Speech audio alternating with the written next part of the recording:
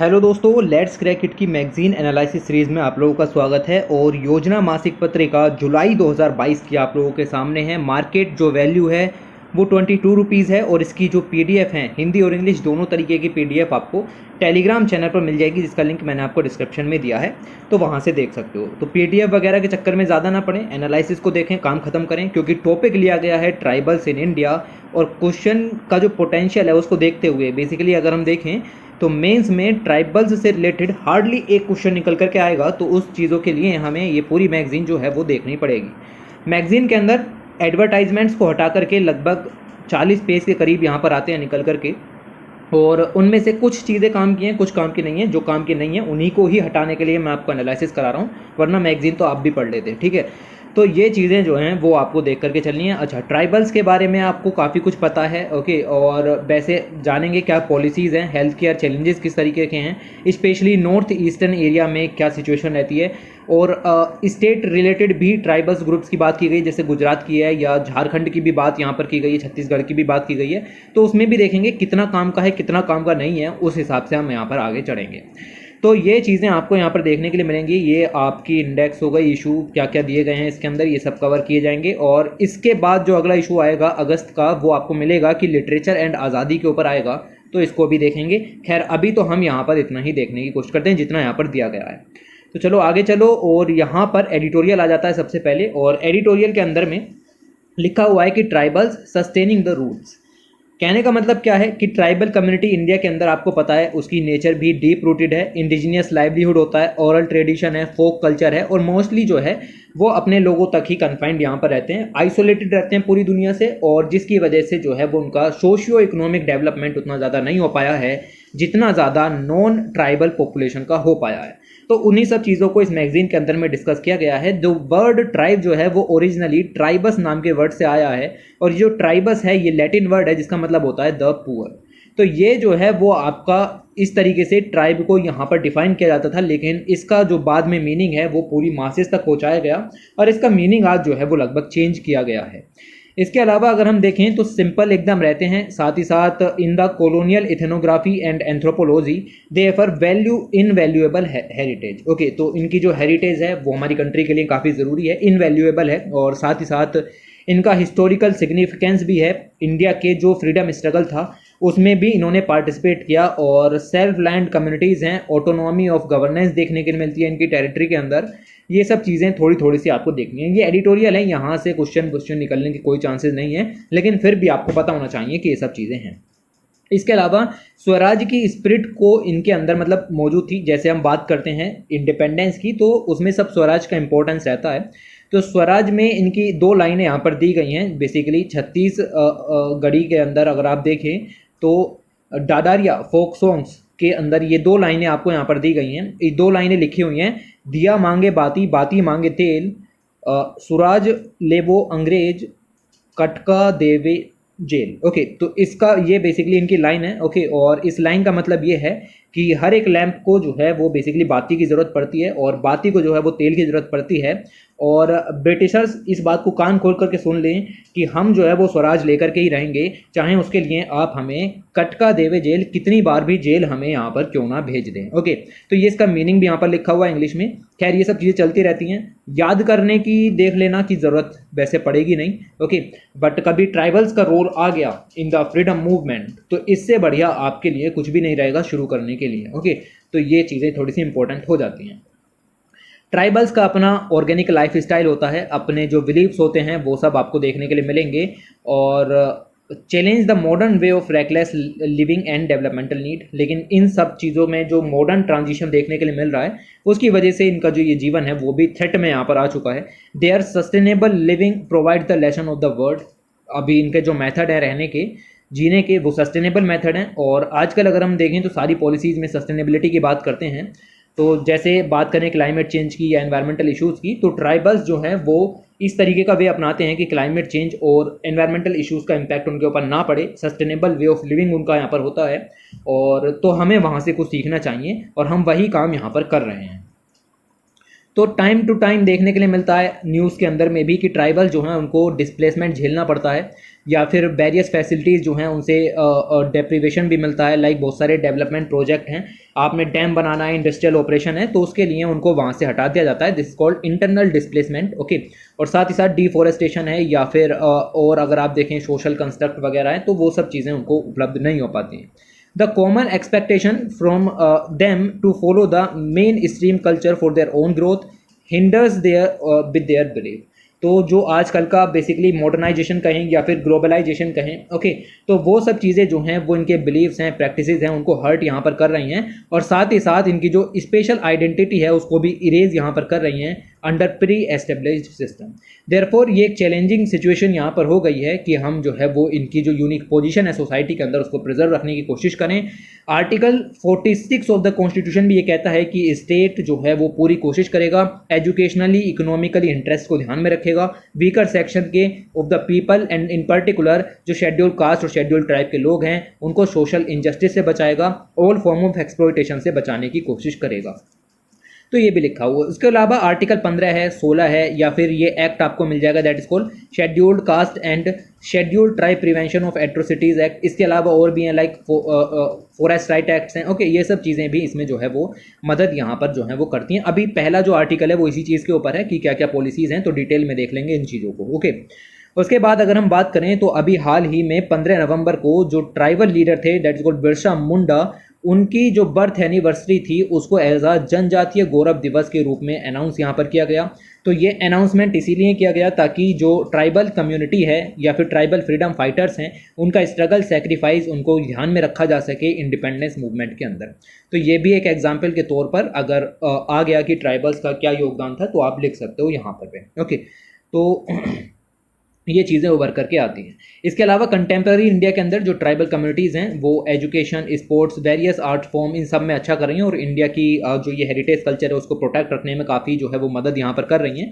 तो इसी तरीके से जो है वो आर्टिकल ये है और पूरी मैगजीन इसी चीज़ के ऊपर में यहाँ पर दी गई है। जैसे अगर हम यहाँ पर देखें तो पॉलिसीज़ ऑन शेड्यूल्ड ट्राइब लिखा हुआ है, ये आर्टिकल लिखा गया है हर्ष चौहान के द्वारा और बेसिकली जो मिस्टर हर्ष चौहान है ये आपको मिलेंगे कि नेशनल कमीशन जो है आपका शेड्यूल्ड ट्राइब्स के लिए उसके चेयरमैन यहाँ पर हैं। ओके, तो इन्होंने खुद लिखा है। तो इस आर्टिकल के अंदर बेसिकली ये जो आपका national commission on scheduled tribes है या शेड्यूल्ड ट्राइब्स है इसके बारे में डिटेल में बताया गया है।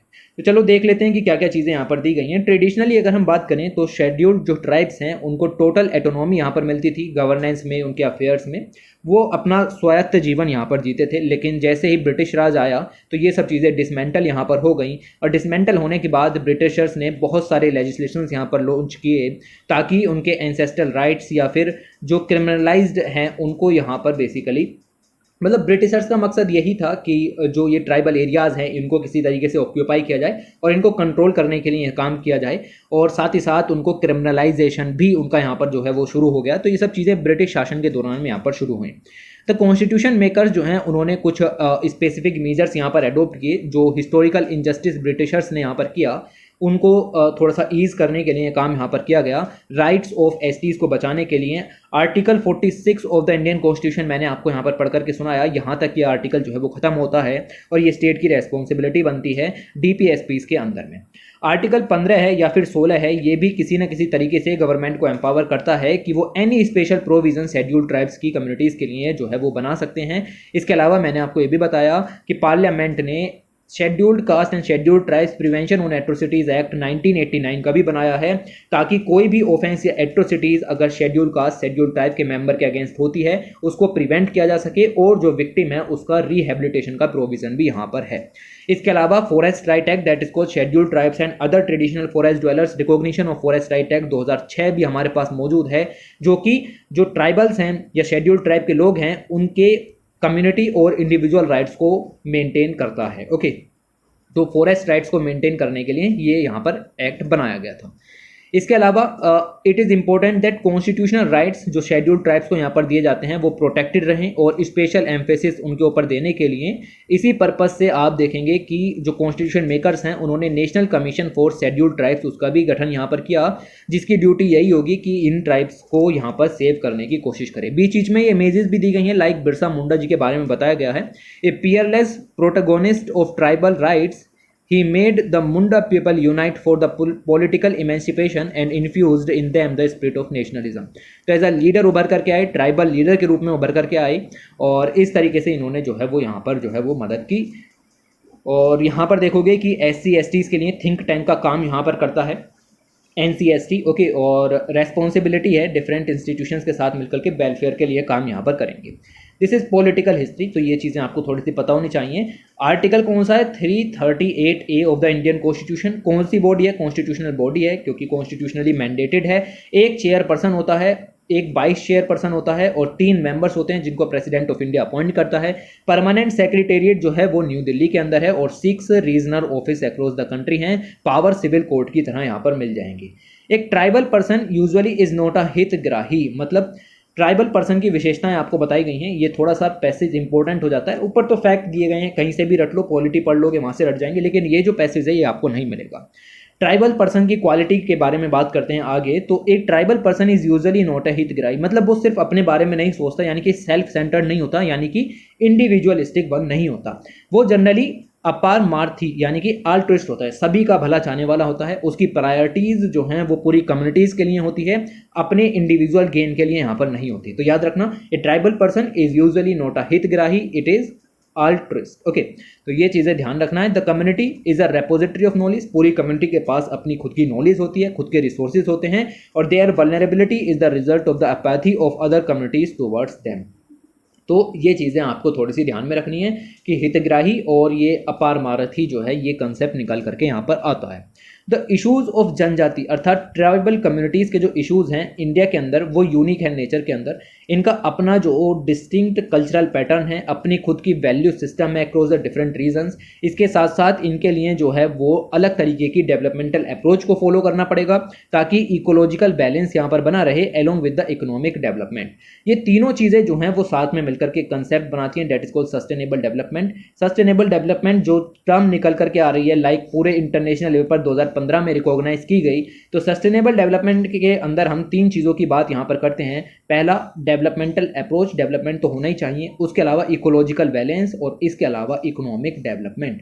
इन तीनों चीज़ों की बात जो है वो यहाँ पर की जाती है। ये तीनों चीज़ें हमने 2015 में रिक्वायर की, एडोप्ट की, लेकिन जो है ट्राइबल कम्युनिटीज़ के पास ये पहले से ही मौजूद हैं। ट्राइबल्स कम्युनिटीज़ का फीचर है कि वो इकोलॉजिकल बैलेंस और इकोनॉमिक डेवलपमेंट को साथ लेकर के चलते हैं, और ये सब चीज़ें जो हैं वो आपका सस्टेनेबल डेवलपमेंट का कंसेप्ट बनाती हैं, जो कि मॉडर्न वर्ल्ड में चल रहा है। Considering this perspective, specific need जो है वो दी जा रही है NCST के द्वारा, ताकि जो है मतलब एक स्पेशल तरीके का कॉन्स्टिट्यूशनल स्टेटस यहाँ पर दिया गया है, और ट्राइबल कम्युनिटीज़ के लिए जो है वो कुछ काम यहाँ पर करने हैं। जैसे कि आप देख सकते हो कि जो शेड्यूल्ड ट्राइब्स के लोग हैं उनके लिए सेफ गार्ड उपलब्ध कराने हैं, और इन्वेस्टिगेट और मॉनिटरिंग करनी है जितने भी मैटर्स हैं related to the scheduled tribes. इसके अलावा जो स्पेसिफिक कंप्लेंट्स होती हैं शेड्यूल्ड ट्राइब के लोगों की, या उनके राइट्स का डिप्रिवेशन हुआ हो या फिर कोई सेफ गार्ड हर्ट हुआ हो, तो उसको भी इंक्वायर यहाँ पर करना है। इसके अलावा जो पॉलिसीज़ हैं या सोशियो इकोनॉमिक डेवलपमेंट प्लानिंग है उसके लिए पार्टिसिपेशन और एडवाइस देने का काम भी ये जो है वो यहाँ पर करता है, ओके। यूनियन स्टेट के बीच में इस तरीके के डेवलपमेंट से रिलेटेड जो चीज़ें हैं उनको एवेल्यूएट करने का काम भी NCST का ही यहाँ पर है।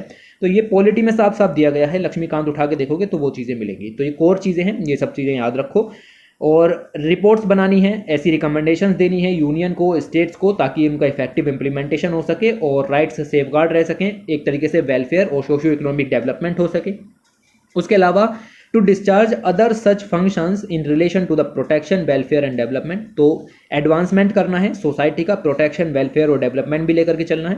फिर प्रेसिडेंट ऑफ इंडिया को एनुअली जो है वो ऐसी रिपोर्ट जो है वो सबमिट करनी है, और ताकि basically report upon the working of दो सेफ गार्ड, किस तरीके के सेफ गार्ड आप अपना रहे हो या क्या कर रहे हो, उसके लिए प्रेसिडेंट को एक एनुअली जो है वो आपको रिपोर्ट सबमिट कर दिए। This is constitutionally mandated, okay. तो याद रखना इन चीज़ों को, और ये थोड़ा सा पॉइंट्स जो है वो आपको याद रखना है।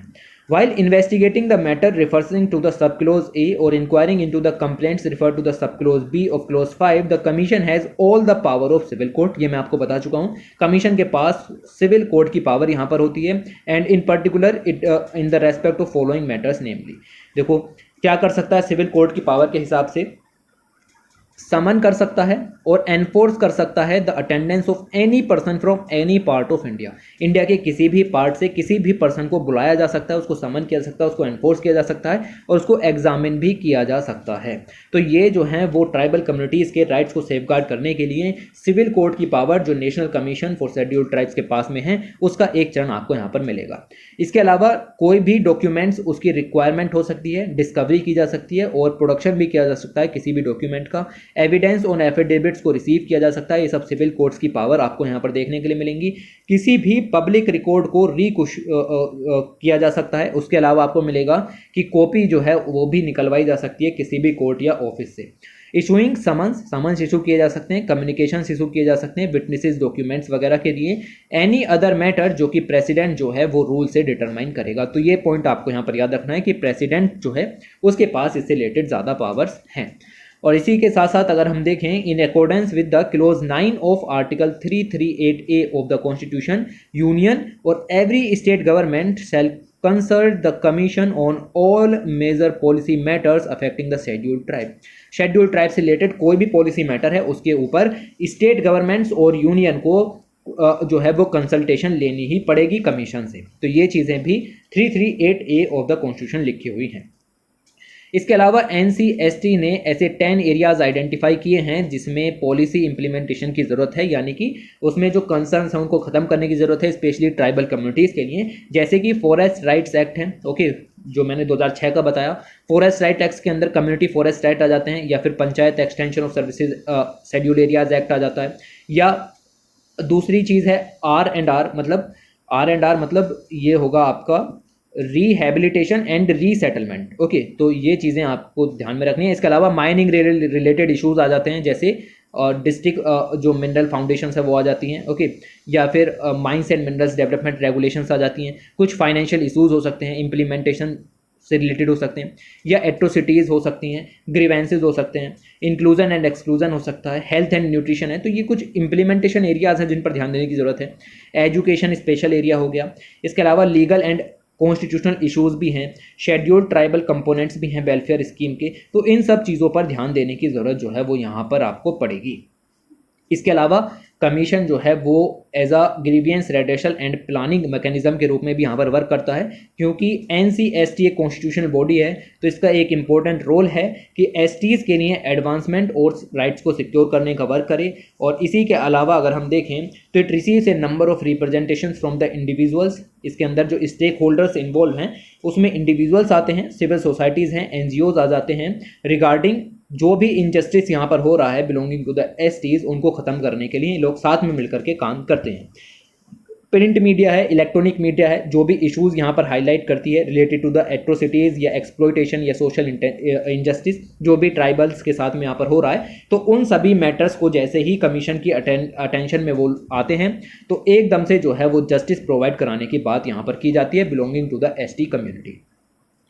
इसी के अलावा in order to achieve this commission enjoy करता है कोऑपरेशन एंड असिस्टेंस। सभी ऑर्गन ऑफ द स्टेट्स इसमें मदद यहाँ पर करेंगे to reach out to the people in the field. Members of the commission जो है वो डिफरेंट लोकेशंस कंट्री की विजिट करते हैं और ऐसे ओकेशंस पर जो जितने भी ग्रीवेंसेज यहाँ पर होते हैं रेस्पेक्टिव प्लेसेस के अंदर उनको ख़त्म करने की कोशिश की जाती है। इसके अलावा पोर्टल भी यहाँ पर चल रहा है, डेट स्कोर NCSTgrants.government.in। इसमें जो है वो पब्लिक के द्वारा कंप्लेंट्स को रजिस्टर किया जा सकता है।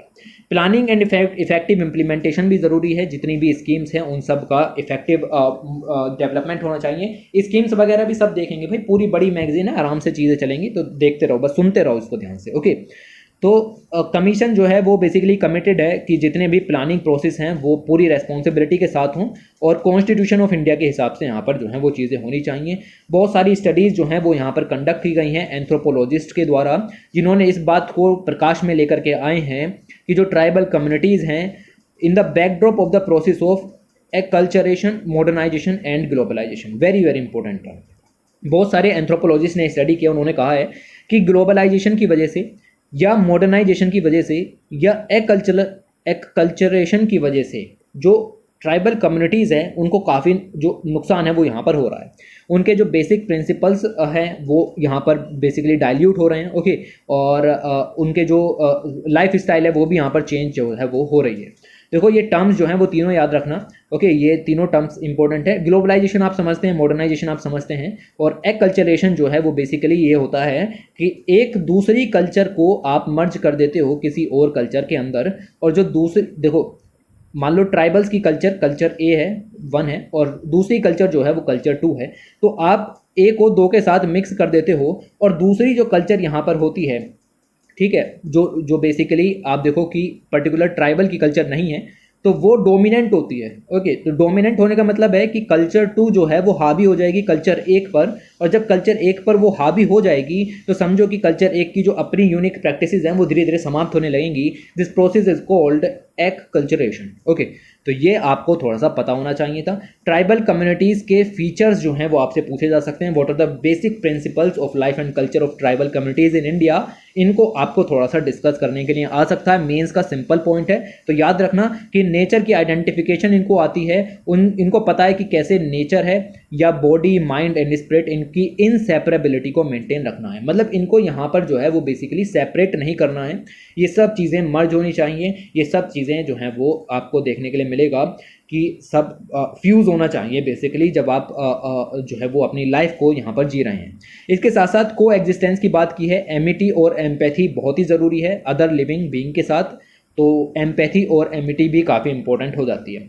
इसके अलावा मैंने बताया कि इंडिविजुअलिस्टिक प्रिंसिपल को अवॉइड करते हैं, कलेक्टिव लिविंग को यहाँ पर जो है वो फॉलो करते हैं, that is called collective subsistence, और साथ ही साथ प्रिंसिपल ऑफ शेयरिंग को भी फॉलो करते हैं। मतलब फूड है तो खुद नहीं खाएंगे, सभी के साथ बांट करके खाया जाएगा। लेबर है, रिसोर्सेज हैं, सब चीज़ें ऐसे ही मिलती हैं। इसके अलावा पर्सनल प्रॉपर्टी एक्यूमुलेशन का कोई भी लाभ लालच टाइप का इनको यहाँ पर नहीं होता। मतलब non accumulation of personal property और वेल्थ, और इन अदर वर्ड्स सस्टेनेबल और सिंपल लिविंग को फॉलो करते हैं। इसके अलावा अगर हम देखें तो रेस्ट्रेंट और रिजोल्व डिस्प्यूट्स बाय विड्रॉल, तो डिस्प्यूट वगैरह में ज़्यादा नहीं पड़ते। अगर कोई छोटे मोटे इशू हुए तो सिंपली सोल्व कर लिए जाते हैं। The tribal people never encroach, एक दूसरे पर किसी तरीके का एनक्रोचमेंट नहीं होगा। Rather they generally withdraw and avoid conflicts, तो वही है, अगर दो आदमियों में लड़ाई हो रही है, एक चुप हो जाएगा तो बाकी मैटर अपने आप सुलझ जाएगा। ओके, तो इस तरीके से ज़्यादा से ज़्यादा अवॉइड करने की कोशिश करते हैं कन्फ्लिक्ट को, ताकि कम्युनिटी की जो इंटीग्रिटी है वो यहाँ पर बनी रहे। दूसरे लीडर का नाम भी दिया गया है, दैट्स कॉल्ड जत्रा भगत। जत्रा भगत जो हैं वो बेसिकली अगर हम देखें छोटा नागपुर झारखंड में भगत मूवमेंट के जो फाउंडर यहाँ पर थे, और इनके जो फॉलोअर्स थे उनको ताना भगत कहा जाता था। 1921 के अंदर लगभग नॉन कोऑपरेशन मूवमेंट में भी जो है वो इन्होंने यहाँ पर योगदान दिया। ब्रिटिशर्स के अगेंस्ट थे, उनके जो रूल्स थे उनको डिसोबे किया, और ये सब चीज़ें आपको ध्यान में रखनी है। हिस्ट्री की बुक से और ज़्यादा आप इसके बारे में पढ़ सकते हैं। फिर आपको यहाँ पर मिलेगा लिखा हुआ है दूसरा आर्टिकल, हेल्थ केयर चैलेंजेस। तो हेल्थ केयर चैलेंजेस की बात इसके अंदर में की गई। ध्यान से सुनना है आर्टिकल, क्योंकि काफ़ी डीप में लिखा हुआ आर्टिकल है। ओके, सिंपल ऐसे आयुष्मान योजना इन सब के बारे में बात नहीं की गई है, तो देखते हुए चलेंगे। अच्छा, आर्टिकल जो है वो गवर्नमेंट की नज़र से देखोगे, ठीक है, गवर्नमेंट के पर्सपेक्टिव से देखने की कोशिश करोगे, और ट्राइबल्स की क्या सिचुएशन है वो ट्राइबल्स की नज़र से ना देख करके गवर्नमेंट की नज़र से आर्टिकल को दिखाया गया है। ओके, तो ये चीज़ें भी थोड़ी सी यहाँ पर आपको ध्यान में रखनी है। इसके अलावा अगर हम बात करें आगे, तो आर्टिकल को उतना ही पढ़ना है जितना इंपॉर्टेंस है। देखो भाई, जानना तो जरूरी है, जानना तो दुनिया में आपको बहुत कुछ है, लेकिन एग्जाम पॉइंट ऑफ व्यू से आप समझो कि पहले तो हेल्थ सेक्टर के ऊपर क्वेश्चन पूछा जाएगा। जी हाँ, बिल्कुल पूछा जाएगा, 100% पूछा जाएगा, लेकिन वो हेल्थ सेक्टर ट्राइबल से रिलेटेड होगा, इसके चांसेस थोड़े से कम है। ठीक है, इन जनरल पूछा जाएगा, पूरी कम्युनिटी के लिए पूछा जा सकता है, रूरल हेल्थ के बारे में पूछा जा सकता है, बट स्पेशली ट्राइबल्स के बारे में आई, इसके चांसेस 50% से भी कम है। लेकिन इग्नोर नहीं कर सकते, इसीलिए आर्टिकल को लिमिटेड सेंस में पढ़ेंगे। मतलब ज़्यादा घुसने की जरूरत नहीं है आर्टिकल के अंदर, ऊपर ऊपर से इन चीज़ों को देखते हुए चलेंगे। दिखाता हूँ मैं किस तरीके से हम करते हैं, आपको पता है पिछले 2 साल से पढ़ा रहे हैं इस चीज़ को।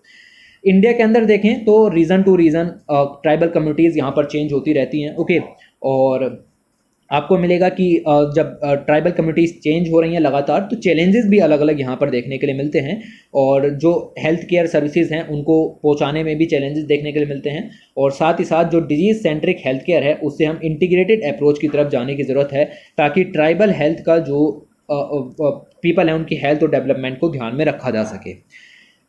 While the distinct socio cultural political construct of each tribe, तो अलग अलग ट्राइब का अलग सोशल कल्चरल पॉलिटिकल सिनेरियो यहाँ पर होता है। इसका मतलब ये है कि उनका जो हेल्थ स्टेटस है या प्लानिंग है वो भी उसी तरीके से यहाँ पर होनी चाहिए। इंडिया के अंदर दिक्कत ये है कि हमारे पास जो ट्राइबल कम्युनिटीज़ है उनकी हेल्थ से रिलेटेड डाटा उपलब्ध नहीं है। We have a little data available. Okay, तो ये चीज़ें काफ़ी दिक्कत कर रही हैं। जो डाटा उपलब्ध है वो डेमोग्राफिक हेल्थ सर्वेज का डाटा है, लेकिन उस पर भी इतना ज़्यादा भरोसा नहीं किया जा सकता क्योंकि वो भी पूरी मैथोडोलॉजी जो है वो doesn't allow to a reliable estimate. तो ज़्यादा एस्टिमेशन जो है वो हमारा सही नहीं है। ठीक है, सर्वेज हमने किए हैं लेकिन उतने ज़्यादा अच्छे जो सर्वेज हैं वो यहाँ पर नहीं है।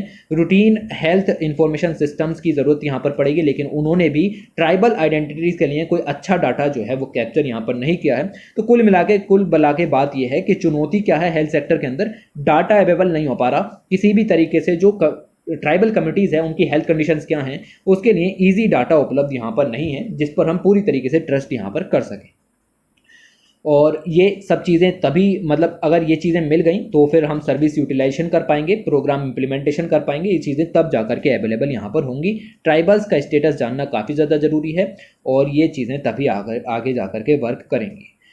इसके अलावा अगर हम बात करें thereby the various health problems and health system deficiencies आपको देखने के मिलती हैं, तो बहुत सारे ईयर्स यहाँ पर हो गए। ये सिचुएशन बहुत हिडन्स हैं। नेशनल सर्वेज रिवील्स करते हैं काफ़ी सारे सिग्निफिकेंट गैप्स को कि ट्राइबल कम्युनिटीज़ के अंदर में जो हेल्थ कंडीशंस हैं वो according to the government perspective बिल्कुल भी सही यहाँ पर नहीं है क्योंकि डाटा की अवेलेबिलिटी नहीं है। तो ये सब चीज़ें थोड़ी सी ध्यान में रखो, थोड़ा थोड़ा पढ़ते हुए चलेंगे, ज़्यादा उसमें जाने की ज़रूरत नहीं है। आपको समझ में आया ना एक पॉइंट की डाटा की अवेलेबिलिटी एक हर्डल है जिसकी वजह से जो पॉलिसीज़ हैं वो अच्छे से वर्क नहीं कर रही हैं। much of the neglect of tribal health could be attributed to the paucity of availability and साथ ही साथ आप देखें तो एक्यूरेट इन्फॉर्मेशन नहीं है। यही सब मैंने आपको बताया। पॉपुलेशन लेवल या हेमलेट जो ट्राइबल कम्युनिटीज़ हैं उनके ऊपर एक्यूरेट नॉलेज हमारे पास नहीं है। This in turn lead to the lack of understanding and responsiveness of local health system to tribal specific health problems. तो इसी के चक्कर में हमारे पास ट्राइबल स्पेसिफिक हेल्थ प्रॉब्लम्स को समझने के लिए जो प्रोग्राम होने चाहिए स्पेसिफिक प्रोग्राम नहीं उपलब्ध हो पाते। अभी तक सिर्फ हमने यही जाना कि डाटा की कमी है और ये चीज़ें थोड़ी सी ध्यान में रखनी है। करंटली बहुत सारे एफर्ट्स किए जा रहे हैं कि किसी भी तरीके से इन्फॉर्मेशन गैदर की जाए, इन्फॉर्मेशन को विजुअलाइज किया जा सके कि ट्राइबल हेल्थ की इन्फॉर्मेशन क्या है। तो ऐसी कुछ काम यहाँ पर एफर्ट 2018 में द ट्राइबल हेल्थ रिपोर्ट के द्वारा यहाँ पर किए गए, जो कि एक एक्सपर्ट कमेटी के द्वारा तैयार की गई थी और लोकल सिविल सोसाइटी इनिशिएटिव्स के द्वारा ध्यान में रख करके की गई थी। हालांकि these snapshot often do not provide a comprehensive assessment, इसके साथ भी प्रॉब्लम यहाँ पर है। तो कुछ नहीं पढ़ा नया, आपको जस्ट ध्यान रखना है कि हाँ ट्राइबल हेल्थ रिपोर्ट भी कोई चीज़ थी 2018 में जिसने डाटा को कैप्चर करने की कोशिश की। डाटा तो कैप्चर किया गया थोड़ा बहुत, लेकिन हमें ये नहीं पता लगा कि ट्राइबल्स की हेल्थ में क्यों प्रॉब्लम हो रही हैं और मतलब कैसे भाई एंड हाउ जो है ये दो सिचुएशन जो है वो बची कि कैसे उसको सॉर्ट आउट करना है ये भी नहीं पता। तो ये कुछ जो है वो चुनौतियां उभर करके आ रही हैं। The most significant limitation is that the different conversation on health seldom acknowledge the impact of various critical social determinants of health and the people's struggle with the forest rights impact these determinants significantly। देखो अब थोड़ा सा जो है वो रुकने की कोशिश करो। ये जो पूरा आर्टिकल है वो बेसिकली इस चीज़ को यहाँ पर बताने की कोशिश कर रहा है। एक बात बताओ, जिसके पहले मान लो आप लोगों के सामने मैं कंडीशन रखता हूँ कि एक तो आपका ये हो गया घर, एक हो गई आपकी बुक और एक हो गई आपकी बेसिकली हेल्थ। ओके, तो सबसे ज़्यादा इंपॉर्टेंस किस चीज़ को दिया जाएगा? मान लो आपके पास घर है, ठीक है, मान लो आपके पास तीनों ही चीज़ें नहीं है, ठीक है, आपको घर से इवैक्यूएट किया जा रहा है, ठीक है, आपको घर से इवैक्यूएट किया जा रहा है, तो आपकी प्रायोरिटी एजुकेशन से और हेल्थ से ख़त्म होकर के सबसे पहले हाउसिंग पर आ जाएगी। ओके, मतलब पहले रहने के लिए घर जरूरी होता है। तो यही चीज़ जो है वो यहाँ पर लिखी हुई है, यही चीज़ यहाँ पर लिखी हुई है कि सबसे पहली जो ज़रूरत है वो आपकी यही हो जाती है forest rights. Okay, tribal communities specially forest areas में रहती हैं, उनके फॉरेस्ट राइट्स लगातार डाइल्यूट किए जा रहे हैं। अगर आप रेगुलर न्यूज़पेपर पढ़ते हो तो ये चीज़ें नज़र आएंगी। फॉरेस्ट राइट एक्ट के अंदर में लगातार कम्युनिटी और इंडिविजुअलिस्टिक दोनों तरीके के फॉरेस्ट राइट्स लगातार डाइल्यूट किए जा रहे हैं। तो वो जो राइट्स हैं यहाँ पर जब तक वो उपलब्ध नहीं होंगे उनका ध्यान वहाँ से नहीं हटेगा, और जैसे ही उनका ध्यान वहाँ से हटा तो उनका ध्यान जो है वो हेल्थ केयर और एजुकेशन की तरफ यहाँ पर पहुँचेगा। ओके, तो ये भी एक चुनौती उभर करके आ रही है। जब तक आप फॉरेस्ट राइट्स को एंश्योर नहीं कर देते तब तक हेल्थ और एजुकेशन के राइट्स को आप एंश्योर नहीं कर सकते। ठीक है, तो ये चीज़ें जो हैं वो थोड़ी सी याद रखनी है। समझ में आया ना मैं क्या कह रहा हूँ? तो ये चीज़ें आपको यहाँ पर ध्यान में रखनी है। मतलब जो स्पेशल डेली नीड्स हैं जब तक वो पूरी नहीं होंगी तो हेल्थ केयर और एजुकेशन पर लेसर फोकस रहेगा ही रहेगा। तो ये दूसरा जो चुनौती है वो उभर करके आनी चाहिए, और ये जो चुनौती है वो काफ़ी इंपॉर्टेंट थी, थोड़ी समझने में यहाँ पर परेशानी आएगी, लेकिन ध्यान से सुनते रहिएगा। हेल्थ स्टेटस की बात कर लेते हैं। हेल्थ स्टेटस की अगर हम बात करें तो बहुत अगर हम देखो थोड़ा सा यहाँ से ध्यान से सुनते हैं क्या क्या लिखा हुआ है। Decades of focus on reproductive and child health, हमने पूरी कंट्री में चाइल्ड हेल्थ को यहाँ पर फोकस किया है, लेकिन कुछ जो डेफिशिएंसीज हैं वो यहाँ पर रह गई हैं, लाइक एंटी नेटल सर्विसेज हैं या पोस्ट नेटल सर्विसेज हैं, डिलीवरी सर्विसेज हैं, उनमें कमी रह गई है स्पेशली ट्राइबल कम्युनिटीज़ के अंदर। और ये जो आउटपुट हैं वो उतने अच्छे नहीं हैं, स्पेशली ट्राइबल एरियाज़ के अंदर जो प्रोग्राम चलाए हैं उनके आउटपुट पुअर हैं related to the other communities. Okay, और इसमें आपको मिलेगा in most areas these programs are not adapted to the local geographical और सोशो कल्चर कंस्टेंट। दो प्रॉब्लम यहाँ पर आपको बता दी। पहली प्रॉब्लम तो ये थी कि जो प्रोग्राम चलाए गए हैं उनके आउटपुट ट्राइबल कम्युनिटीज़ में पुअर हैं, और जिन एरियाज़ में अच्छे थे भी तो वहाँ पर local geographical and social context के हिसाब से नहीं थे। ठीक है, तो ये चीज़ें यहाँ पर उभर करके सामने आई।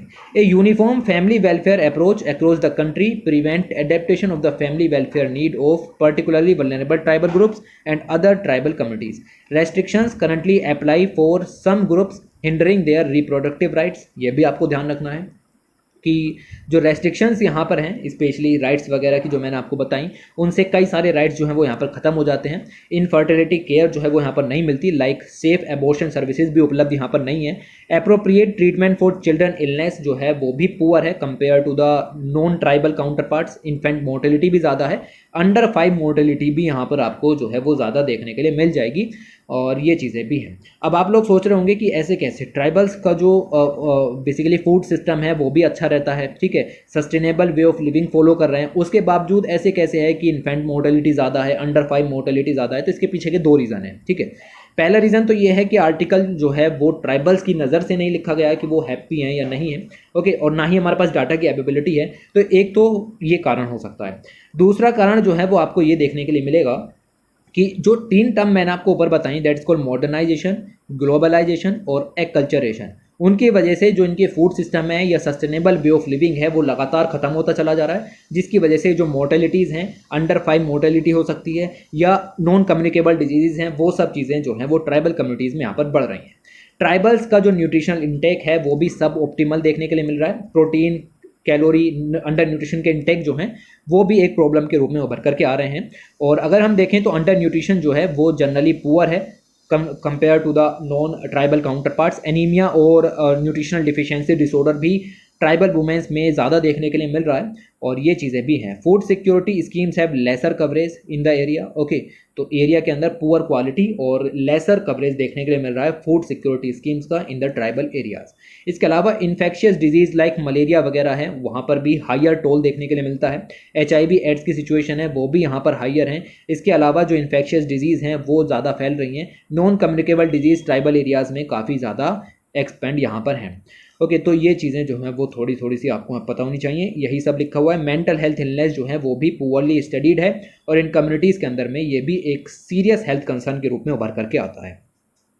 इसके अलावा एनवायरमेंटल हेल्थ जो है उसको भी नेगलेक्ट किया जा रहा है, बट इन दीज कम्युनिटीज़ एक सोशल डिटर्मिनेंट है हेल्थ का, जैसे कि सस्टेनेबल वे ऑफ लिविंग को फॉलो कर रहे हैं तो उसके अंदर इकोनॉमिक एस्पेक्ट तो है ही, साथ ही साथ एनवायरमेंटल एस्पेक्ट भी है। तो ट्राइबल कम्युनिटीज़ जो हैं वो एनवायरमेंटल एस्पेक्ट को बिल्कुल भी इग्नोर नहीं करती हैं। Tribal areas are undergoing rapid transition, but ये लोग रैपिड ट्रांजिशन में जा रहे हैं। मैंने बताया रैपिड ट्रांजिशन में 3 वर्ड ध्यान में रख लो जब मैगजीन में दिए गए हैं, मॉडर्नाइजेशन, ग्लोबलाइजेशन और एक्कल्चराइजेशन। ओके, तो इन तीनों के कारण जो है रिसोर्स एक्सट्रैक्शन ज़्यादा हो रहा है। बहुत सारी जगहों पर माइनिंग की प्रैक्टिसेस होती है या फिर इंडस्ट्रियल डेवलपमेंट हो रहा है, तो उसकी वजह से इनका जो रैपिड ट्रांजिशन देखने के लिए मिल रहा है। ओके, तो इम्पैक्ट पड़ रहे हैं बहुत सारी पॉलिसीज़ वगैरह के, ऑलराइट। तो इससे जो इनका हेल्थ सिस्टम है वो भी इन नई चुनौतियों को डील करने के लिए बिल्कुल भी सही नहीं है जो इन ट्रांजिशन से यहाँ पर उभर करके आ रहे हैं। Relatively rare hereditary and genetic disease जो हैं वो भी यहाँ पर हायरली देखने के लिए मिलती हैं ट्राइबल कम्युनिटीज़ में, जिसकी वजह से जो हैं वो प्रॉब्लम्स और ज़्यादा बढ़ जाती हैं।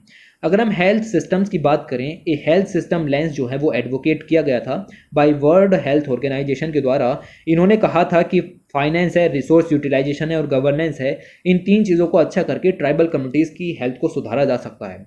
बट जब हमने इन चीज़ों को अप्लाई करना शुरू किया तो पता चला कि ये चीज़ें इनसफिशिएंट निकल करके आती हैं।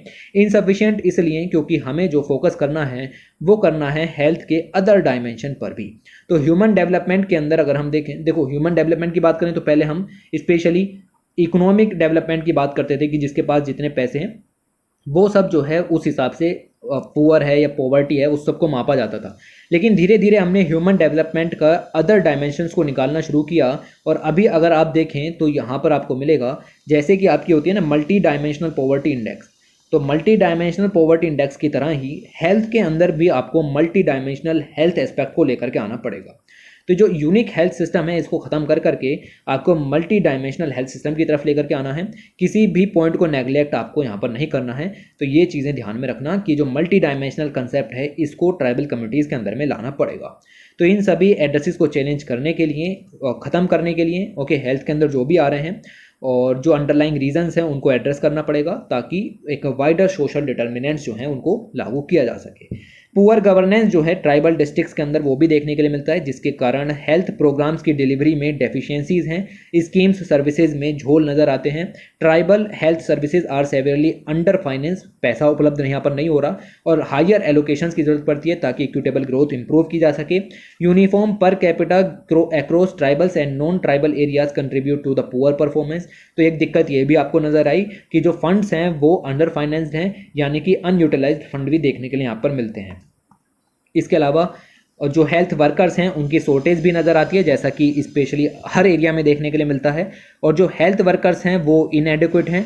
फर्दर जो हैं वो ट्राइबल एरियाज़ में जाना नहीं चाहते और इन एरियाज़ में जो है वो इन चीज़ों को बेसिकली डर लगता है। ठीक है, जो हेल्थ वर्कर्स हैं उनको ये सब चीज़ें जो हैं वो कम पसंद आती हैं। तो इस तरीके से आपको मिलेगा, एक तो नंबर इनएडिक्वेट है और जो भी हैं वो जो हैं वो उनको ये चीज़ें थोड़ी सी सही नहीं लगती हैं। ओके, तो रेस्ट्रिक्टिव नॉर्म्स हैं या गाइडलाइंस हैं वो सब हिंडर करते हैं हेल्थ वर्कर रिटेंशन को, परफॉर्मेंस को ट्राइबल एरियाज़ के अंदर।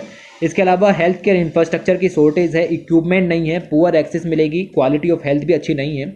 इसके अलावा रिच ट्रेडिशनल हेल्थ नॉलेज जो है वो भी एग्जिस्ट करती है ट्रेडिशनल एरियाज़ के अंदर। ये इंपॉर्टेंट हो जाता है। जो ट्राइबल एरियाज़ हैं वहाँ पर आपकी उनकी खुद की जो हेल्थ नॉलेज है that is called traditional health knowledge, वो वहाँ पर एग्जिस्ट करती है। However the health system do not harness the potential of positive health care practices. At the same time specific interventions जो हैं उनकी भी ज़रूरत पड़ेगी इस एरिया में ताकि कल्चरल प्रैक्टिसेस को, जो एडवर्स कल्चर प्रैक्टिसेस हैं उनको यहाँ पर कर्व किया जा सके। Several social determinant severally affect the tribal health, like geographical isolation, उसकी वजह से हेल्थ केयर पॉलिसीज नहीं पहुँच पाती। इंटरनल माइग्रेशन हो सकता है, डिस्प्लेसमेंट हो सकता है, वो भी एक वजह है। इसके अलावा आर्म्ड कन्फ्लिक्ट की वजह से भी दिक्कत यहाँ पर आती है। तो ये कुछ ऐसी चीज़ें हैं जो कि हिंडर कर रही हैं इनके डेवलपमेंट को।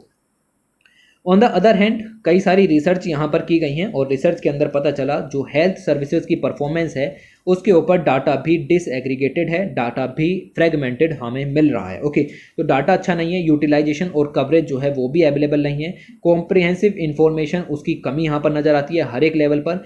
ट्राइबल हेल्थ पर कोई स्पेशल फोकस या एडिशनल फोकस जो है वो नहीं दिया जा रहा। ओवरऑल अगर हम देखें नेशनल या स्टेट हेल्थ प्लान्स के अंदर में तो ये कुछ दिक्कतें यहाँ पर आ रही हैं। अब बात करते हैं कि कोऑपरेशन की, तो सिविल सोसाइटीज़ की मदद ली जा सकती है, एनजीओज़ की मदद ली जा सकती है ताकि सर्विस डिलीवरी को बेहतर यहाँ पर बनाया जा सके। स्पेशली कम्युनिटी बेस्ड प्रोग्राम्स हैं या facility based charitable services models हैं, ये स्ट्रेंथन कर सकते हैं इन सभी ज्योग्राफिकल रीजन्स में हेल्थ एंड वेलफेयर प्रोग्राम्स को।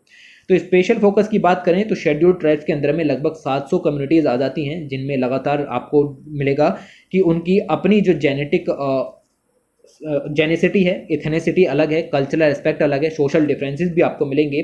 तो इतना जब कैटेगराइजेशन यहाँ पर है तो हम उनमें अफर्मेटिव एक्शंस भी यहाँ पर ले सकते हैं और इन अफर्मेटिव एक्शन के चलते जो है वो स्पेशल फोकस के जरिए आप इन चीज़ों को सोल्व कर सकते हैं। ओके, तो ये थोड़े थोड़े से पॉइंट आपको यहाँ पर ध्यान में रखने हैं। और ट्राइबल कम्युनिटीज़ के अंदर याद रखना कि परसिस्टेंटली पुअर हेल्थ आउटकम्स देखने के लिए मिल रहे हैं। स्पेशली अगर हम देखें तो उनका जो सोशियो इकोनॉमिक डेवलपमेंट है या पॉलिटिकल सिनेरियो है वो भी नहीं हुआ और मार्जिनलाइजेशन भी काफ़ी ज़्यादा देखने के लिए मिला है। ओके, कल्चरल मेन स्ट्रीम हो, social economic political main stream हो, उसमें ये लोग नहीं आ पाए हैं अभी। ओके, हालांकि अभी आना शुरू हुए हैं, लेकिन उतना ज़्यादा डेवलपमेंट या इंक्लूजन नहीं हुआ है जितना होना चाहिए था। तो ये मार्जिनलाइजेशन यहाँ पर देखने के लिए मिलता है। Such a focus need to emerge from the grass root, meaning that district और लोकल बॉडी लेवल पर थोड़ा सा सपोर्ट जो है वो अगर उपलब्ध कराया जाए तो ये जो है वो आगे आ सकते हैं, ट्राइबल कम्युनिटीज़ आगे आ सकती हैं। और इसके लिए आपको ये सब काम यहाँ पर करना पड़ेगा। एक national level synthesis of tribal health, इसको भी अप्लाई किया जा सकता है। ओके, और रीज़न स्पेसिफिक प्रॉब्लम्स को देख करके पॉलिसी वाइज उनको सॉर्ट आउट किया जा सकता है, क्योंकि डाइवर्सिटी काफ़ी ज़्यादा है। सोशो इकोनॉमिक या पॉलिटिकल जो एनवायरनमेंट है उसको भी यहाँ पर प्रोवाइड कराना है। इंक्लूसिव गवर्नेंस मॉडल को अपनाएंगे, लोकल लेवल प्लानिंग को अपनाएंगे, साथ ही साथ जो लोकल कम्युनिटीज़ हैं या रूरल एरियाज़ हैं वहाँ पर सेंसिटाइजेशन अगर आप करेंगे लोगों का, तो हो सकता है कि जो ट्राइबल कम्युनिटीज़ हैं उनका मेन स्ट्रीमिंग जो है वो की जा सके। तो ये सब चीज़ें जो हैं वो आपको यहाँ पर ध्यान में रखनी है। उसके बाद आर्टिकल को यहाँ पर समाप्त करते हैं, और अगर आया कोई भी क्वेश्चन जीएस पेपर्स के अंदर तो बहुत ही इजी हो जाएगा। ट्राइबल हेल्थ से रिलेटेड कोई भी क्वेश्चन आता है तो अब आप कर पाओगे, ठीक है। तो ये चीज़ें थोड़ी सी ध्यान में रखना कि हाँ ये हो जाएगा। 200 वर्ड का है, 250 वर्ड का है, आराम से हो जाएगा, टेंशन लेने की ज़रूरत नहीं है। इसके बाद आगे चलते हैं। लिखा हुआ है mosaic of traditions that is called north east मिलियो। नॉर्थ ईस्ट की क्या कंडीशन है, नॉर्थ ईस्ट में ट्राइबल कम्युनिटीज़ की क्या सिचुएशन है, किस तरीके से उभर करके आ रही हैं, उन सब चीज़ों के ऊपर इस आर्टिकल के अंदर में बात करते हैं। लगभग अगर हम देखें तो जितनी भी ट्राइबल कम्युनिटीज़ यहाँ पर मौजूद हैं उनमें से 12% नॉर्थ ईस्टर्न स्टेट्स के अंदर में रहती हैं। और अगर हम बात करें सेंट्रल इंडियन स्टेट्स के अंदर, तो सेंट्रल इंडियन स्टेट्स के अंदर मतलब बेसिकली जो नॉर्थ ईस्ट इंडिया है, नॉर्थ ईस्ट स्टेट के अंदर जो ट्राइबल पॉपुलेशन है वो मेजोरिटी यहाँ पर है। देखो ये डिफरेंस दिया गया है सेंट्रल इंडियन स्टेट्स और नॉर्थ ईस्टर्न स्टेट्स के ट्राइबल कम्युनिटीज़ के अंदर में। ओके, तो जो सेंट्रल इंडियन स्टेट के अंदर कम्युनिटीज़ हैं, ट्राइबल पॉपुलेशन है, वो माइनॉरिटी में है, जबकि जो आपकी स्पेशली नॉर्थ ईस्टर्न रीजन में है वो मेजोरिटी क्रिएट यहाँ पर करती हैं। ओके, जैसे मिजोरम है, मेघालय है, नागालैंड है, इनमें 80 to 85% जो हैं वो आपकी ट्राइबल कम्युनिटीज़ यहाँ पर हैं। लेकिन ये धीरे धीरे कम हो रही हैं। जैसे त्रिपुरा के अंदर देखो तो 1951 में आपकी 56% ट्राइबल कम्युनिटीज़ थी, घट करके 2001 में 30% रह गई। अरुणाचल प्रदेश में 90% थी, घट करके 64% रह गई। ऐसे ही Bodos, a plain land tribal communities of Assam, वो माइनॉरिटी यहाँ पर बन गई है in the Bodoland territorial region, जो कभी माइनॉरिटी मेजोरिटी यहाँ पर हुआ करती थी। तो इकोलॉजी की बात कर लेते हैं नॉर्थ ईस्ट की, वैसे आपको पता है बट फिर भी यहाँ पर देख लेते हैं। आपको पता है कि काफ़ी अच्छी जो जियोपॉलिटिकल हिस्ट्री यहाँ पर रही है नॉर्थ ईस्ट रीजन की, और स्पेशली जो रीजन है वो थोड़ा सा लेस डेवलप रह गया है, थोड़ा बैकवर्ड रीजन रह गया है इंडियन सब कॉन्टिनेंट की तुलना में अगर हम बात करें। और जो नॉर्थ ईस्ट रीजन है वो टोटल जियोग्राफिकल एरिया का लगभग 8% यहाँ पर है। बहुत सारे हिल्स हैं, रिवर्स हैं, ठीक है, अनड्यूलेटिंग लैंड्स हैं, फर्टाइल वैलीज हैं, फ्लोरा फोना आपको रिमार्केबल मिल जाएगी। इसके अलावा जो नॉर्थ ईस्ट इंडिया है वो कुल मिलाकर के 4200 किलोमीटर का इंटरनेशनल बॉर्डर भी टच करते हैं। 4 नेशंस के द्वारा नॉर्थ ईस्ट जो है वो टच है, that is Bangladesh, Bhutan, China and Myanmar. इसके अलावा अगर हम बात करें तो रेस्ट ऑफ इंडिया से ये जुड़ा हुआ है, ठीक है। वो आप पता है कि सिलीगुड़ी कॉरिडोर कहते हैं, उसको चिकन नेक भी कहते हैं। तो इसके द्वारा मेन लैंड इंडिया से जो है वो नॉर्थ ईस्ट इंडिया जुड़ा हुआ है। रीजन के अंदर जो है, रीजन के अंदर देखें तो प्लेन्स आ जाते हैं, हिल्स आ जाती हैं, जैसे अरुणाचल प्रदेश, मेघालय, मिजोरम, नागालैंड, सिक्किम जो है वो हिली एरियाज़ हैं, और असम जो है वो बेसिकली प्लेन एरिया यहाँ पर है। अपना क्लाइमेट, अपनी टोपोग्राफी यहाँ पर देखने के लिए मिलती है। ओके, तो ये चीज़ें यहाँ पर आपको मिलेंगी। स्पेशली जो जोग्राफिकल रीजन है थोड़ा सा आइसोलेटेड है, जिसकी वजह से ये जो है वो एक तरीके से एक कांस्टेंट जो है वो उभर करके आता है। दूसरे शब्दों में बात करें तो नॉर्थ ईस्टर्न की जो ट्राइबल इकोनॉमी है वो पूरी तरीके से अलग है, और स्पेशली देखें तो नेशनल इकोनॉमी से थोड़ी सी अलग है, रिमोट है, डिस्टेंट है। एग्रीकल्चर जो है वो मेन ऑक्यूपेशन है नॉर्थ ईस्ट की ट्राइबल कम्युनिटीज़ के अंदर, और उनकी जो लाइवलीहुड है उसका भी सोर्स यहाँ पर एग्रीकल्चर ही है। और साथ ही साथ अगर हम बात करें स्पेशली मोनोक्रॉपिंग को यहाँ पर फॉलो किया जाता है, और वो कॉलोनियल पीरियड से यहाँ पर उभर कर आती है। मोनोक्रॉपिंग में आप देखोगे कि स्लैश एंड बर्न फार्मिंग है, उन सब की बात भी यहाँ पर की जाती है। ओके, वो सब चीज़ें आपको देखने के लिए मिलेंगी। तो प्लांटेशन क्रॉप्स जो हैं वो उगाई जाती हैं, ये सब चीज़ें हैं। और साथ ही साथ the natural factor of high intensity of rainfall भी काफ़ी ज़्यादा यहाँ पर हो जाती है। और सोशियो इकोनॉमिक स्ट्रक्चर्स जो हैं वो भी अलग देखने के लिए मिलेंगे, और जो बेसिकली क्लाइमेट है वो भी आपको अलग देखने के लिए मिलेगा। वेट है, ह्यूमिड है या हिली टेरेंस, ये सब चीज़ें लगातार जो है वो ऑब्जर्व करने के लिए नॉर्थ ईस्ट रीजन में मिल जाएंगी। ये सब इंट्रोडक्शन पॉइंट ऑफ व्यू से है। ओके, तो इसके बाद नॉर्थ ईस्ट की अगर कुछ और चीज़ों को यहाँ पर देखें तो आपको मिलेगा कि एक इमेज दी गई है, ठीक है। इमेज में रानी गेडिन ल्यू के बारे में कुछ लिखा गया है, ओके। तो नागा पॉलिटिकल लीडर थी, ओके, और इन्होंने जो है वो फ्रीडम मूवमेंट को at the age of 13 join किया था। कम से कम आपको नाम पता होना चाहिए और ये भी पता होना चाहिए कि आखिर इन्होंने जो वर्क किया वो किस तरीके से यहाँ पर किया। साल्ट सत्याग्रह 1932 में अरेस्ट भी की गई और लाइफ इम्प्रिजनमेंट दी गई। 1933 से लेकर के 47 तक डिफरेंट जेल्स में ट्रांसफ़र हुई और आफ्टर इंडिपेंडेंस इनको यहाँ पर रिलीज़ कर दिया गया। 14 साल जेल की में इन्होंने यहाँ पर बिताए, किस लिए? हम लोगों की स्वतंत्रता की लड़ाई के लिए, ओके। तो ये आपको पॉइंट याद रखना है, नाम याद रखो, क्योंकि ये लीडर हैं जिनका नाम जनरली किताबों में नहीं देखने के लिए मिलता, तो इनका नाम आपको यहाँ पर ध्यान में रखना है। अब नॉर्थ ईस्ट की बात करें तो नॉर्थ ईस्ट के अंदर कुछ और जो फैक्ट्स हैं उनको भी यहाँ पर देख लेते हैं। नॉर्थ ईस्ट के अंदर दो प्रॉब्लम्स आपको नजर आएंगी कि वहाँ पर इंटेंसिव कल्टीवेशन नहीं की जाती, साथ ही साथ वहाँ पर क्रॉप डाइवर्सिफिकेशन भी ज़्यादा मात्रा में नहीं की जाती। इंटेंसिव कल्टीवेशन का मतलब यह है कि नए मॉडर्न टूल्स का इस्तेमाल नहीं होता है ना, और साथ ही साथ जो बिग लैंड पैचेज हैं उन पर भी कल्टीवेशन ज़्यादा नहीं की जाती है, स्पेशली अपनी खुद की नीड के लिए काम किया जाता है, ना कि कमर्शियल लेवल पर। तो this is called intensive cultivation, ये नहीं फॉलो की जाती और क्रॉप डाइवर्सिफिकेशन भी वहाँ पर नहीं है। बेसिकली अगर आप देखोगे तो नॉर्थ ईस्ट के अंदर जो मॉनसून पैडी है वो डोमिनेंट फील्ड क्रॉप है, तो क्रॉप डाइवर्सिफिकेशन आपको नहीं मिलेगा, मतलब कि और अलग अलग तरीके की वैरायटीज जो है वो आपको क्रॉप्स की नहीं मिलेंगी, तो पैडी यहाँ पर डोमिनेंट करती है। इसके अलावा फॉरेस्ट प्रोडक्ट्स जो हैं वो फूड और फ्यूल का सोर्सेज हैं। Two distinct type of agriculture practices यहाँ पर फॉलो की जाती हैं। जैसे अगर हम बात करें तो एक है आपकी सेटल्ड एग्रीकल्चर, जो कि प्लेन एरिया, वैली एरिया और जेंटल स्लोप एरिया में की जाती है, और दूसरी यहाँ पर है स्लैश एंड बर्न, जिसके बारे में मैंने आपको बताया, जिसको झूम कल्टिवेशन कहते हैं। बाकी सब जगहों पर ये फॉलो की जाती है। झूम कल्टिवेशन जो है वो डोमिनेंट प्रैक्टिस है हिली एरियाज के अंदर, अरुणाचल प्रदेश, मेघालय, मिजोरम, नागालैंड के अंदर। झूम कल्टिवेशन के अंदर अपनी अपनी प्रॉब्लम्स हैं, लाइक सोइल की जो प्रोडक्टिविटी है वो कम हो जाती है वगैरह वगैरह, ओके।